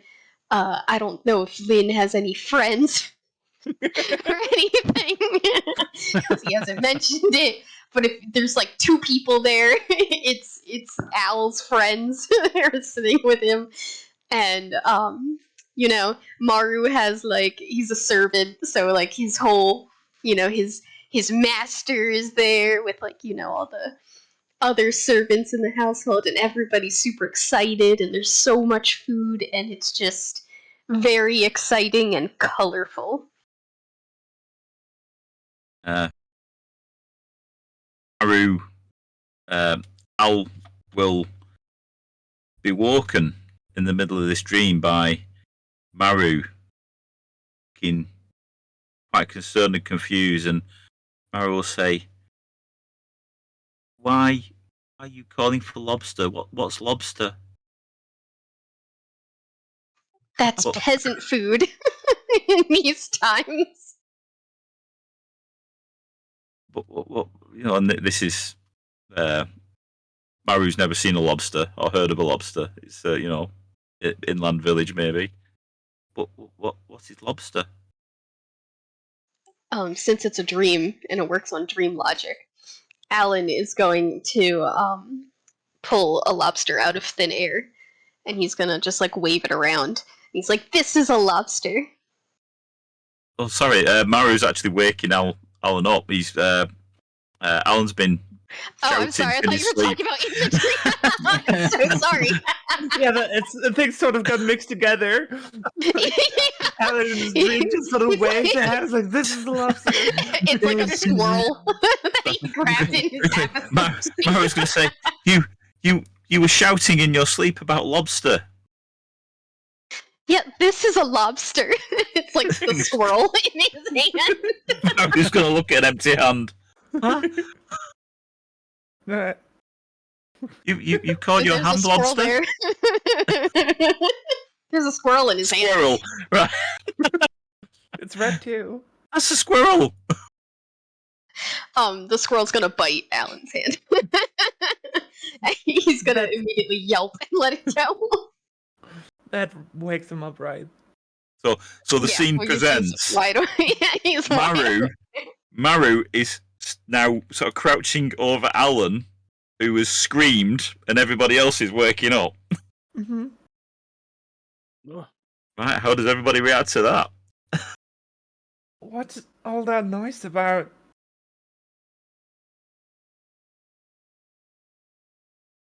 The lobster bit me. What? Are you hurt? My finger. He just, like, sucks on his thumb because that's where the squirrel bit him. She found a squirrel and called it lobster. I think she's losing. I think he's losing his mind. He's also losing sense of what his pronouns are. So I wasn't sure. Is Al? It's Alan, isn't it? Alan or Alan? Is it a he or a she? It's he. I imagined a he, but I could be a she. I don't care. We're all confused. We're all so confused. Hugo just kind of wake up, look over and go, ugh, and just kind of turn back over and go back to sleep. I think it's just way too early in the morning too. Is the sun even up yet properly? Probably barely. Maybe I think Ellen was just dreaming.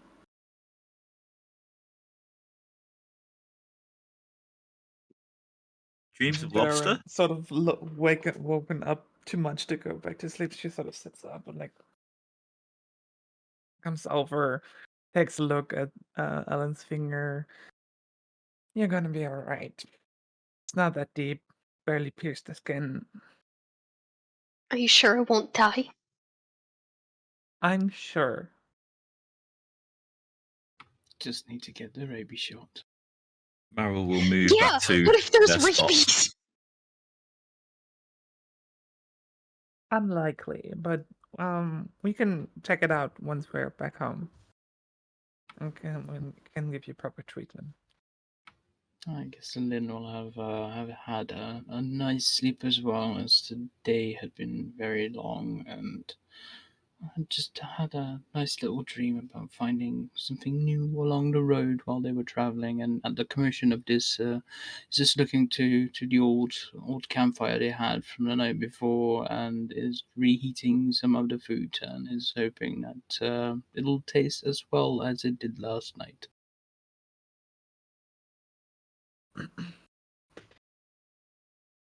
Maru has moved back to sleeping spot, somewhat perturbed. He thinks, another of his party, this group of travellers that he's banded himself with is failing and losing their mind, along with the one with the broken rib and the unpleasant one that's hounded him and quite whisper where there's only two currently fairly fit people left in the party, and Maru's under no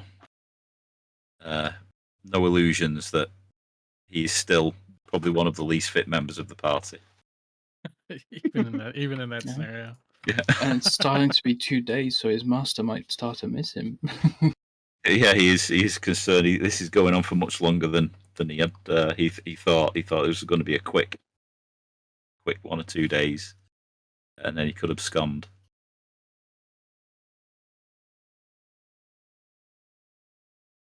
Does that wrap up the scene?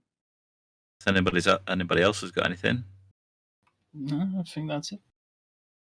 So move on to Derwin. All right.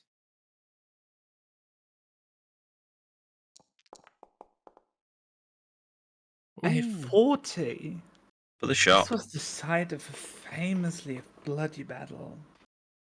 Okay, so from the campsite there was sort of like I imagine like on like a small hill, or like in the like still sort of foresty area. We've left the road sometime last day, as the place where we're headed is like about a day's travel off the road. And so we've sort of left the forest and entered a large field where there are like the field like looks trampled, and there's like weapons cast about, and like we can see some half rotten, or probably more like hints of armor, like being covered mostly by dirt and grass, like sort of a grown over battlefield, and as we sort of make past here, you can see like the different coats of arms of the people who were having this famously bloody battle here that probably no one of us really knows about, though, since we're not close enough from this area to actually know, but it sort of gives an idea of like with the amount of bodies or remnants thereof strewn about, how many lives were actually lost there. Is it a current bloody battle, or more of historical bloody battle? Historical. Like we can see like at some point Darren sort of like digs out some part of an armor, and you can see like the skeleton of the person who wore it, and it's probably within living memory, but maybe a couple of decades old. Yeah, I was imagining something like that. And I guess she sort of pulls out this like basically dead person. She sort of finds something somewhere beneath the armor and pulls it out, and it's like a pendant of sorts. A silver pendant, where there's a name engraved in it, barely legible, but it's formed in a heart shape. And she sort of just holds it in her hands and gets an idea of, like, all those people who lie here had people dear to them, people who mourned their loss, and people they missed when they went into battle, and she sort of gets a little homesick and wants to go back to her family. Like, she's basically still a child. She's 17, and she sort of gets, like, quiet and a little somber, I guess. I guess I'm with the opposite of that. Lynn actually gets visibly more excited as it's a famous bloody battle, so it would be a famous location, and he was really looking forward to finding new famous places. So he actually walks around to see if he can find some of the landmarks that he heard around, and is rapidly sketching away on a new sheet of paper to color in the lines of what had happened in the past, and to record this piece of history really they've come across. Rue is looking quite uncomfortable, and he will just move close to Hugo.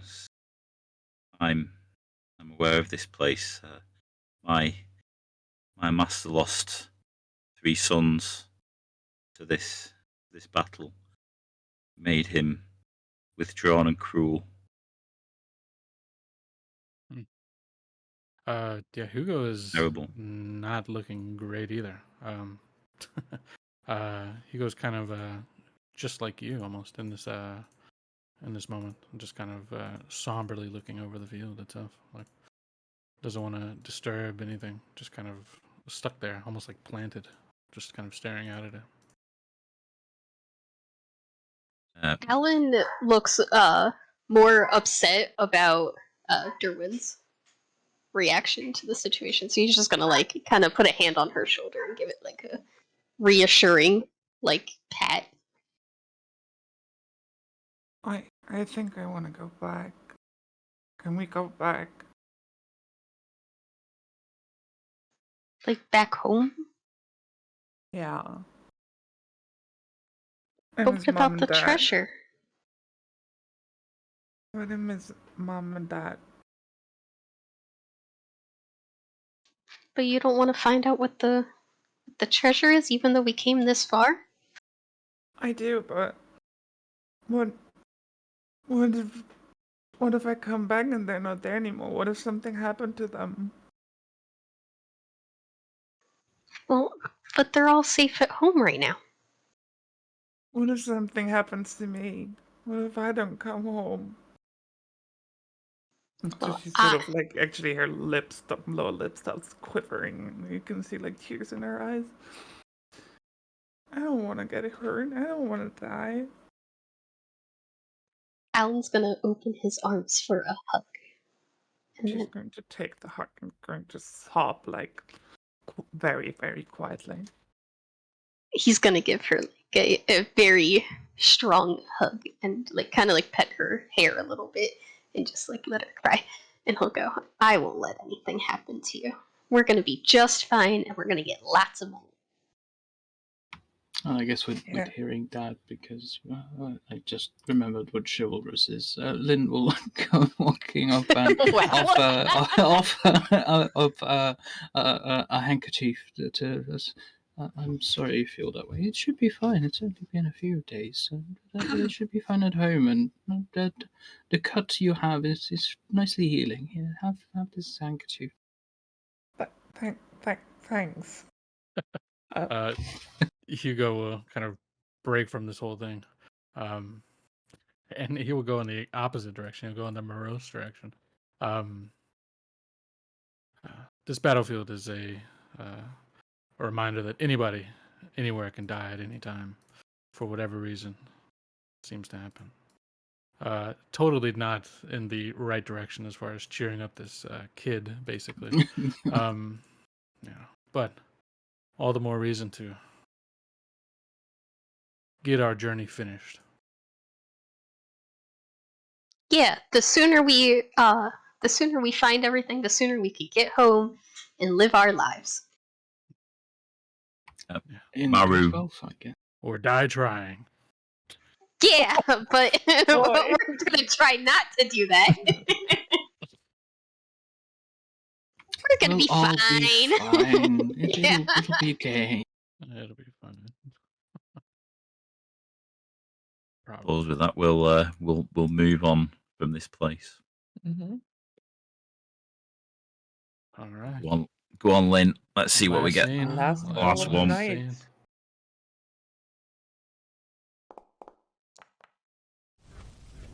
Let's see. Oh, wow. 24. A clear night sky studded with bright stars. Who do you miss watching them with? We're doing a lot of emotional right. Yeah.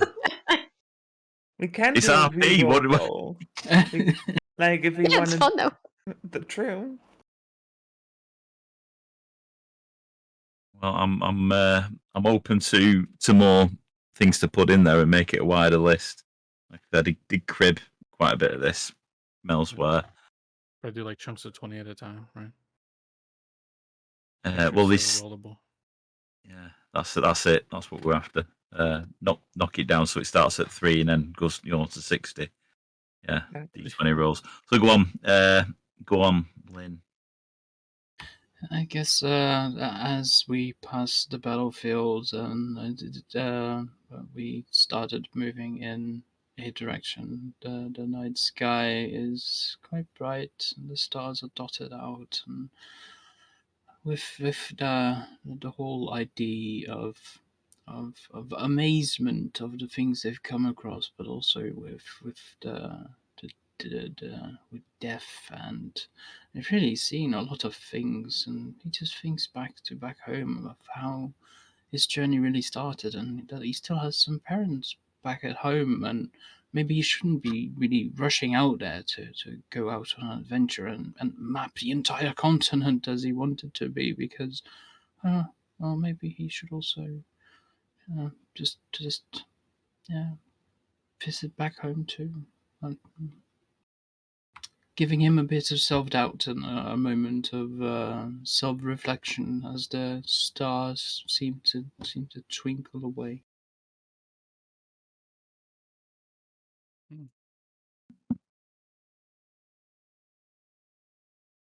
Maru being a nervous soul, probably a light sleeper, disturbed by maybe the breath catching in your throat. There's a bit of a sigh. He will wake and join you, Lynn, and look up at, and he's seeing the same scene, but he's thinking something different, and he's remembering staring upon sights like this. This is the second time on this journey I've been presented such a scene like this to cast my mind back on the one that I lost. It's a bittersweet thing. I smile at the memory, but it brings a tear to my eye. taking out his handkerchief again. Perhaps it is also a sign of perhaps things we should do differently in life as they come. If you feel like you've been presented with at least 2 signs, I do think that would call for a change, really.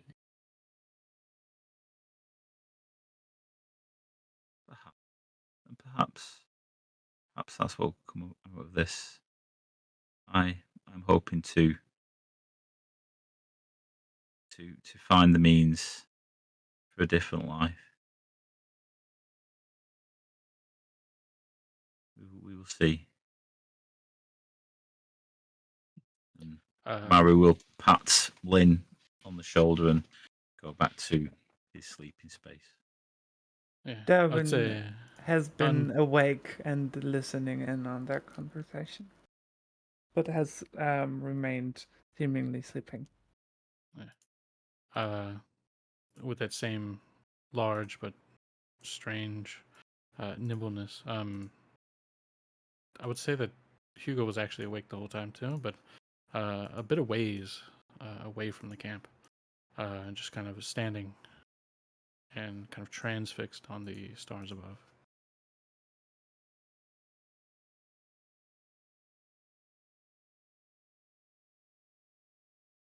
Alan is going to express that everybody needs to be more positive in this time.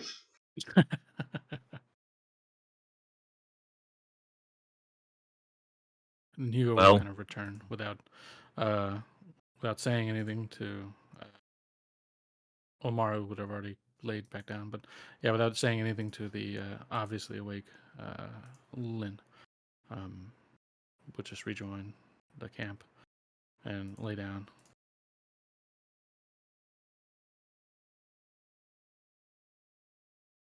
Maru will just say from his sleeping spot towards Alan, well, let's go forward with that in mind in the morning. Yeah, we have exciting stuff to do tomorrow. So are we happy that scene is resolved? Sure. Okay. Yeah. Right, well, the morning comes and we travel further, and we are at our destination. And at this point, we have travelled for at least 3 full days. We've had 3 nights in camp. So the question comes: we heard the rumor of this treasure and its rough location. With 3 days of travel, have we got here? Have we travelled quick enough to get here before other people that may have heard the same rumors? Are we successful? Nice. You should roll a die. Yeah, I'd say we got a nice tiebreak here. I have an idea. I was thinking about this. I mean, I don't know. It's up to how, if somebody feels really strongly about it being completed or it being successful or being unsuccessful, feel free. But I was thinking, what if we all just did 50-50 rolls and whichever came out on top? Yeah, well, there's 5 of us, so yeah. Should we do D4 then? Each of us does D4. Like what? 1, 2 is success. 3, 4 is failure. Okay, I'll just clear. So if we all roll a D4, fair enough. It's 1 success, 2 successes, 1 failure. Oh shit, then. 2 to 1. 2 failures. No. Who's the tiebreaker? It's me. Oh fuck. Shit. Damn. This was your idea, Trill. Yeah, 1 and 2. Are you going to ruin it, or are you going to make it? Let's see. Is it successful or is it unfortunate? I feel actually pretty strongly that we should find something. You might find something, but not necessarily what we want. Oh, there you go. You find something. Oh shit, dude! It's all 2s and 3s, no 1 and 4. What the fuck? Yeah, these rolls have been weird all day. They've all really been in the middle. Well, that means we find something. This is the latest Foundry build for you. So yes, we approach the area and we spread out. So, it's what do we find? We can sort of like have a rundown in narrative order if we want. That might be just the easiest way to do it. So, oh yeah, pass around the group in narrative initiative order, and then what do you yeah, see? What do you do? Yeah. So sounds perfect. So, as the journey has unfolded, between these scenes, the rumor has been discussed about what was, and the treasure isn't so much a historic treasure. It is a smuggler, but it is a stored cache It's the smuggler's of den. of monies and goods that smugglers have built up, and the smuggler camp was raided and destroyed with infighting in gangs. So we, as a group, we have approached this area in the road where there is a thin trail that goes off, which the rumor pointed to, and we have made our way down it, and we have come into a small stream that comes off a pool from a waterfall with rocks scattered around, and Maru starts looking carefully among the rocks, and he finds sees that some of the rocks are fairly look natural, but the growth of moss and stuff like that isn't uniform over them. So he pulls some of them aside, and he finds some boxes, some chests, small chests, and drags them out. Helps. Look over here, and the modest size, sort of like shoebox size, and starts pulling them out. But they are locked. And have you found anything? Shout over to Hugo. Have you found anything, or would you like to help with these? And then I'll pass that over to Hugo. All right. So what does Hugo see? So yeah, Hugo kind of follows in. And we'll say that there's this cache is pretty large, right? Like we'll say it's like a kind of a large open room. So, I'll say that Hugo's been transfixed at something. Just kind of seemingly staring at it, and it's only when Maru kind of calls out to him that he kind of like snaps out of it a bit. And he'll just kind of like, no, I've got mine, and he'll just kind of brush away the to help with the boxes, and kind of approach this this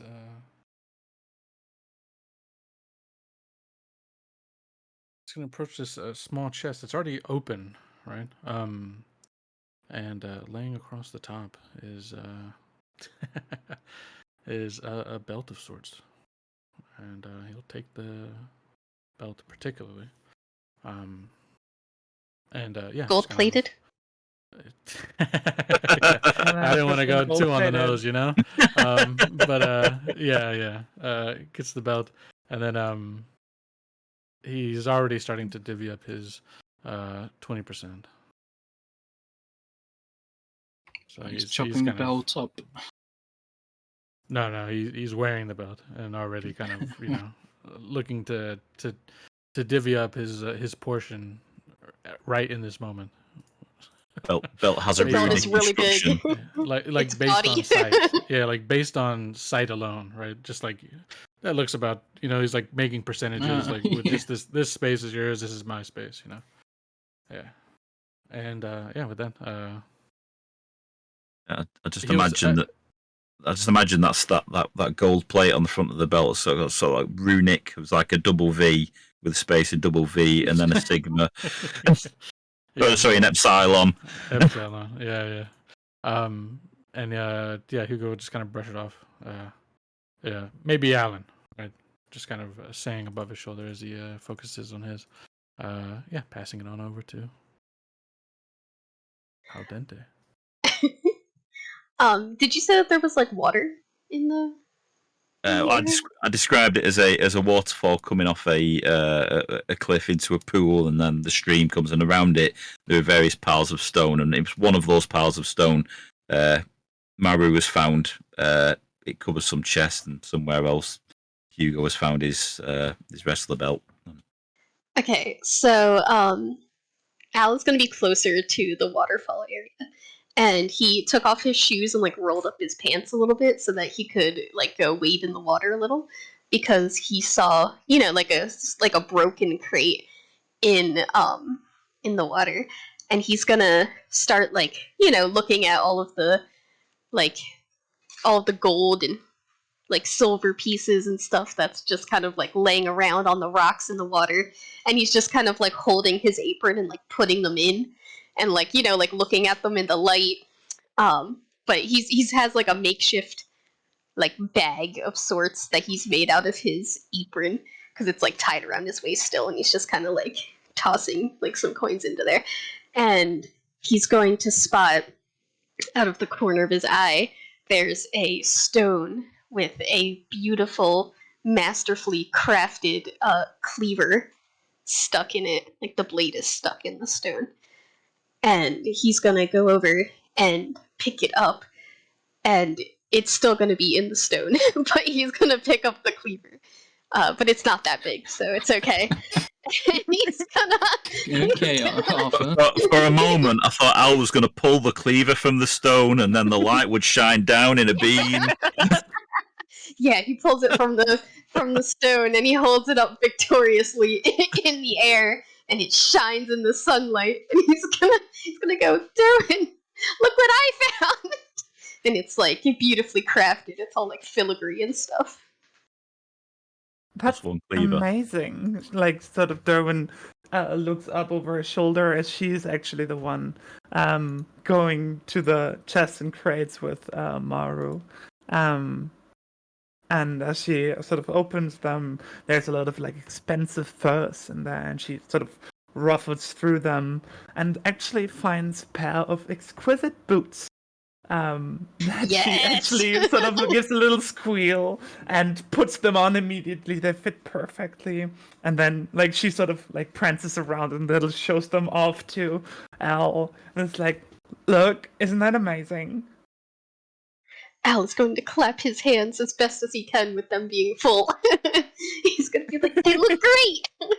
And as she goes back to the crates, in one of them she spots a small lockbox that she, like, in the moment she finds it, she sort of looks around whether anyone's noticed, and she sort of slips it out and sort of goes into a quiet corner and fiddles with it until she opens it. And there are 2 rings, like beautiful gold bands with diamonds scented in them, beautifully crafted. And she sort of ponders over them and then closes the box and goes to stand beside Maru and sort of quietly says, you know, I'm meant to apologize. I didn't mean to treat you so harshly. Maru will nod, will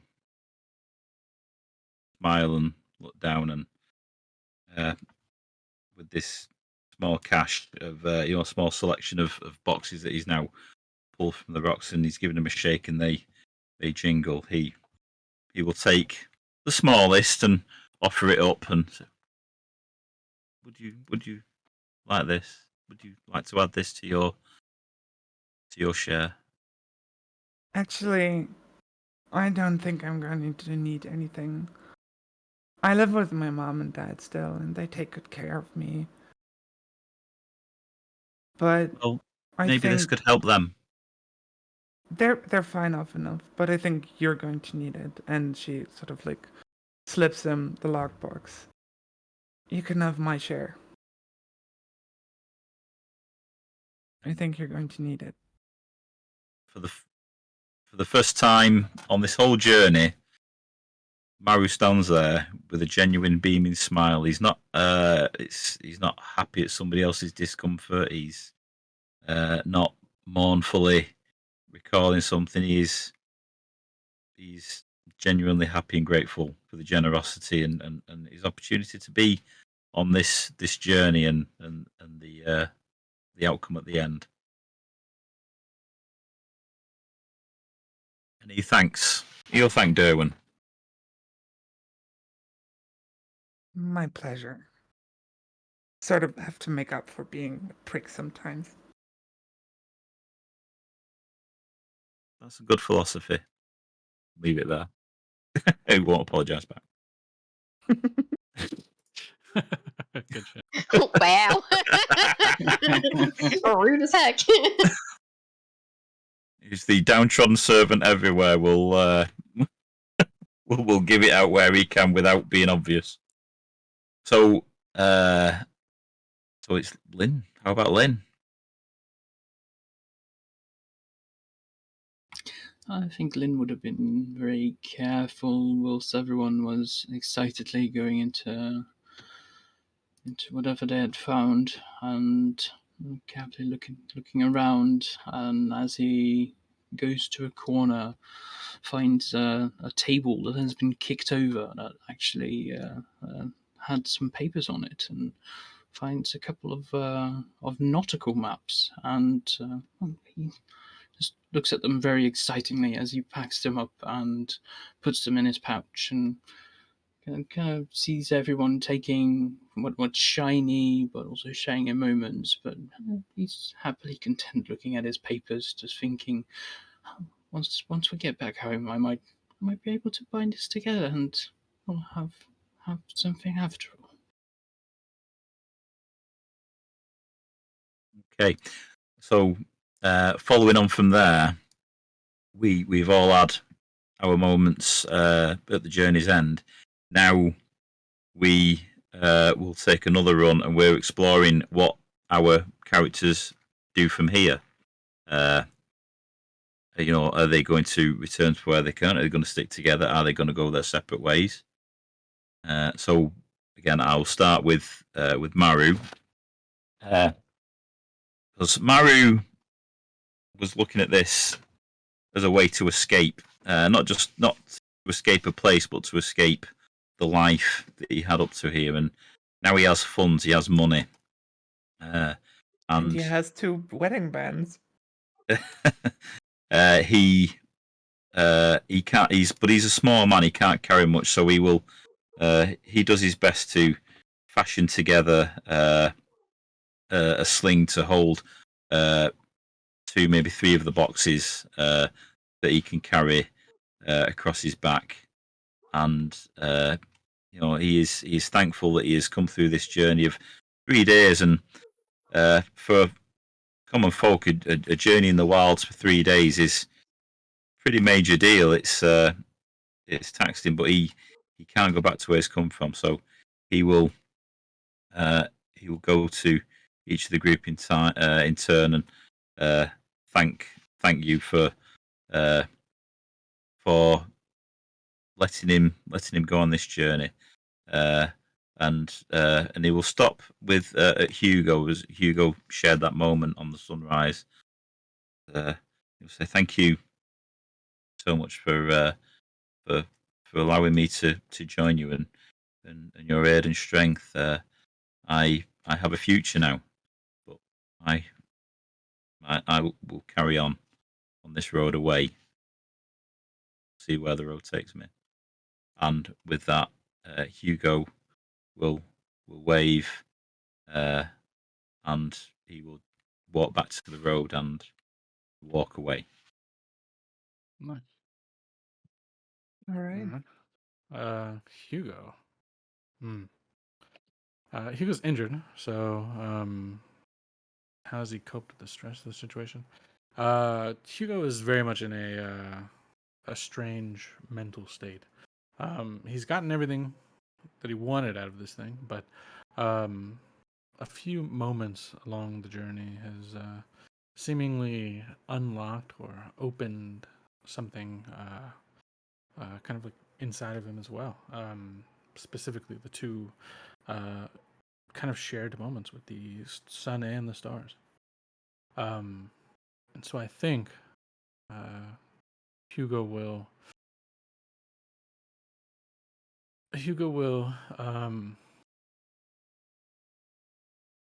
stay a bit around where, the small town or village that we all happen to be in the area of. Just kind of making sure he's fully healed up from everything, and then I think he'll kind of eventually decide that he has to continue to move. He quits the whole carnival style showman thing, and has seemingly moved on with his life beyond that. And sobered up just a little bit, but not too much. And I think as he kind of says his goodbyes to everybody, I think we'll end on Al Dente. And I think depending on whatever Al's been up to with the treasures that he has found and all of that, Hugo will just kind of stop in. We'll say if Al's got a restaurant or something going, Hugo will have a final meal with a traveling companion. And I think Hugo will leave the belt with Al Dente. Oh wow! Just kind I of get to be the drape wrestling it over. master. Yeah, drape it over Al's shoulder. And just kind of press on the. Since you catch me, sure. I think this to remind you of me. So you never forget me. Wow. That an attempt at flirting? Yeah, you keep this now. And then Hugo will give like a thumbs up to the food, and then and leave like almost rudely. That's it for Hugo.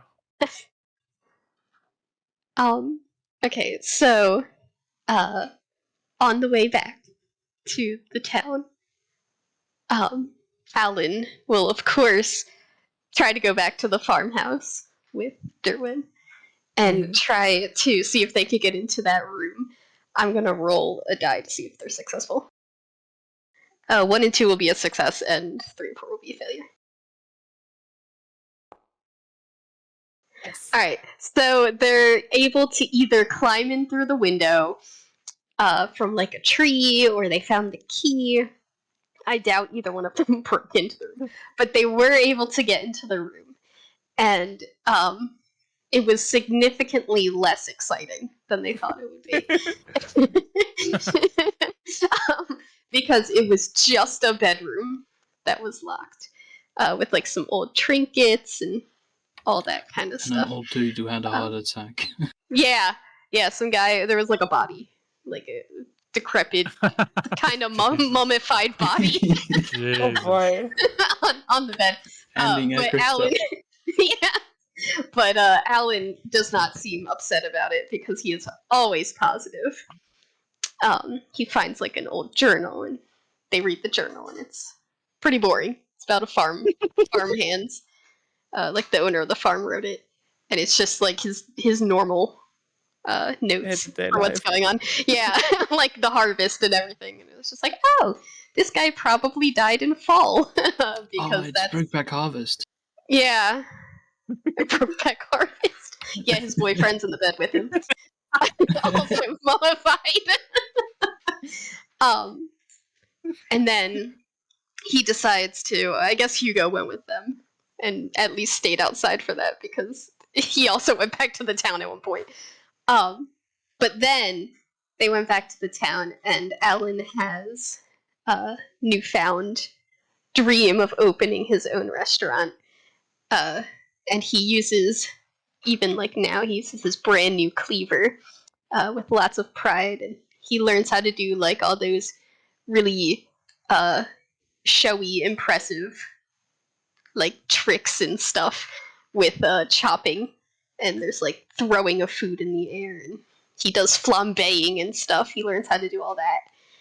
And when he's given the belt, Alan decides that when he opens up his restaurant, he's going to hang it above the door with pride in the dining area. Yeah. There we go. And the restaurant is going to be called Wrestler's Pride. Yeah, exactly. Good shit. The broken rib. Yeah. The broken rib. Yeah. That's a good one. Yeah, that was perfect. Okay, and that's it. That's the story. Okay. So Darren only takes like a few of like the furs, very little, and the boots, and that's basically her share. And she just says like she doesn't need anything else. And once they get back to the town, she actually just goes back to being a child for a little bit longer. Like she tries less to be seen as an adult and just like stays with her family more often, has dinner with them, finishes her apprenticeship. They go to the broken rib. Yeah, and but she actually, when Alan finally offers her to actually be a sous chef, she declines because she wants to help out with her family's business. And yeah, she even like does a little bit of her herbalist work at the site and helps with her family's. I don't know what kind of business they run, but she helps there.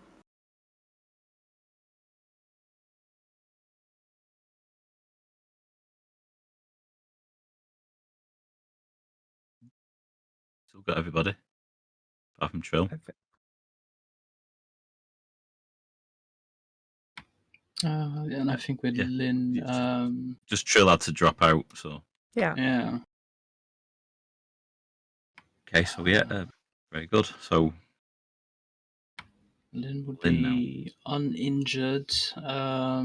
His mental state would be, and emotional state would be a bit mixed because they had those two scenes, and he doesn't have as much as an adventuring spirit as he had at the start of it. But he comes back to the village and tries to stay into contact, at least with everyone who stays around, and also visits the Broken Rib. But would also see that the importance of family is something that is really to be treasured while you can, and would at least for a while stay in the town, but would always have a little bit of a keen interest in the maps that he took with him, and maybe later on he would try to put them together and see how much of the world he has at his fingertips that has already been mapped out, and what could be continued in the future for another adventure. And that is how he joined the pirate crew and now enters the first campaign. Backstory stamped. Yeah. Oh, this is it. These are all your pre-level 1 adventures, aren't they? Yeah, exactly. Okay. What a perfect ending. Yeah, I was going to play it starting. through it actually. So maybe. And that's great. Thank you very much. If just hang around, I'm going to stop the stream. But thank you for taking part in our little play test of this system.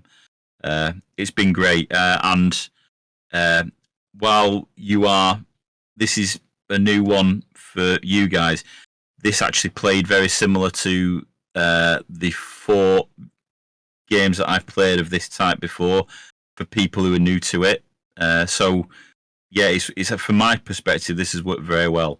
So I'm just going to end the stream, and then I'm going to keep recording, though, because I want to have a note of the feedback, which I'm going to ask you. So I'm just going to stop streaming.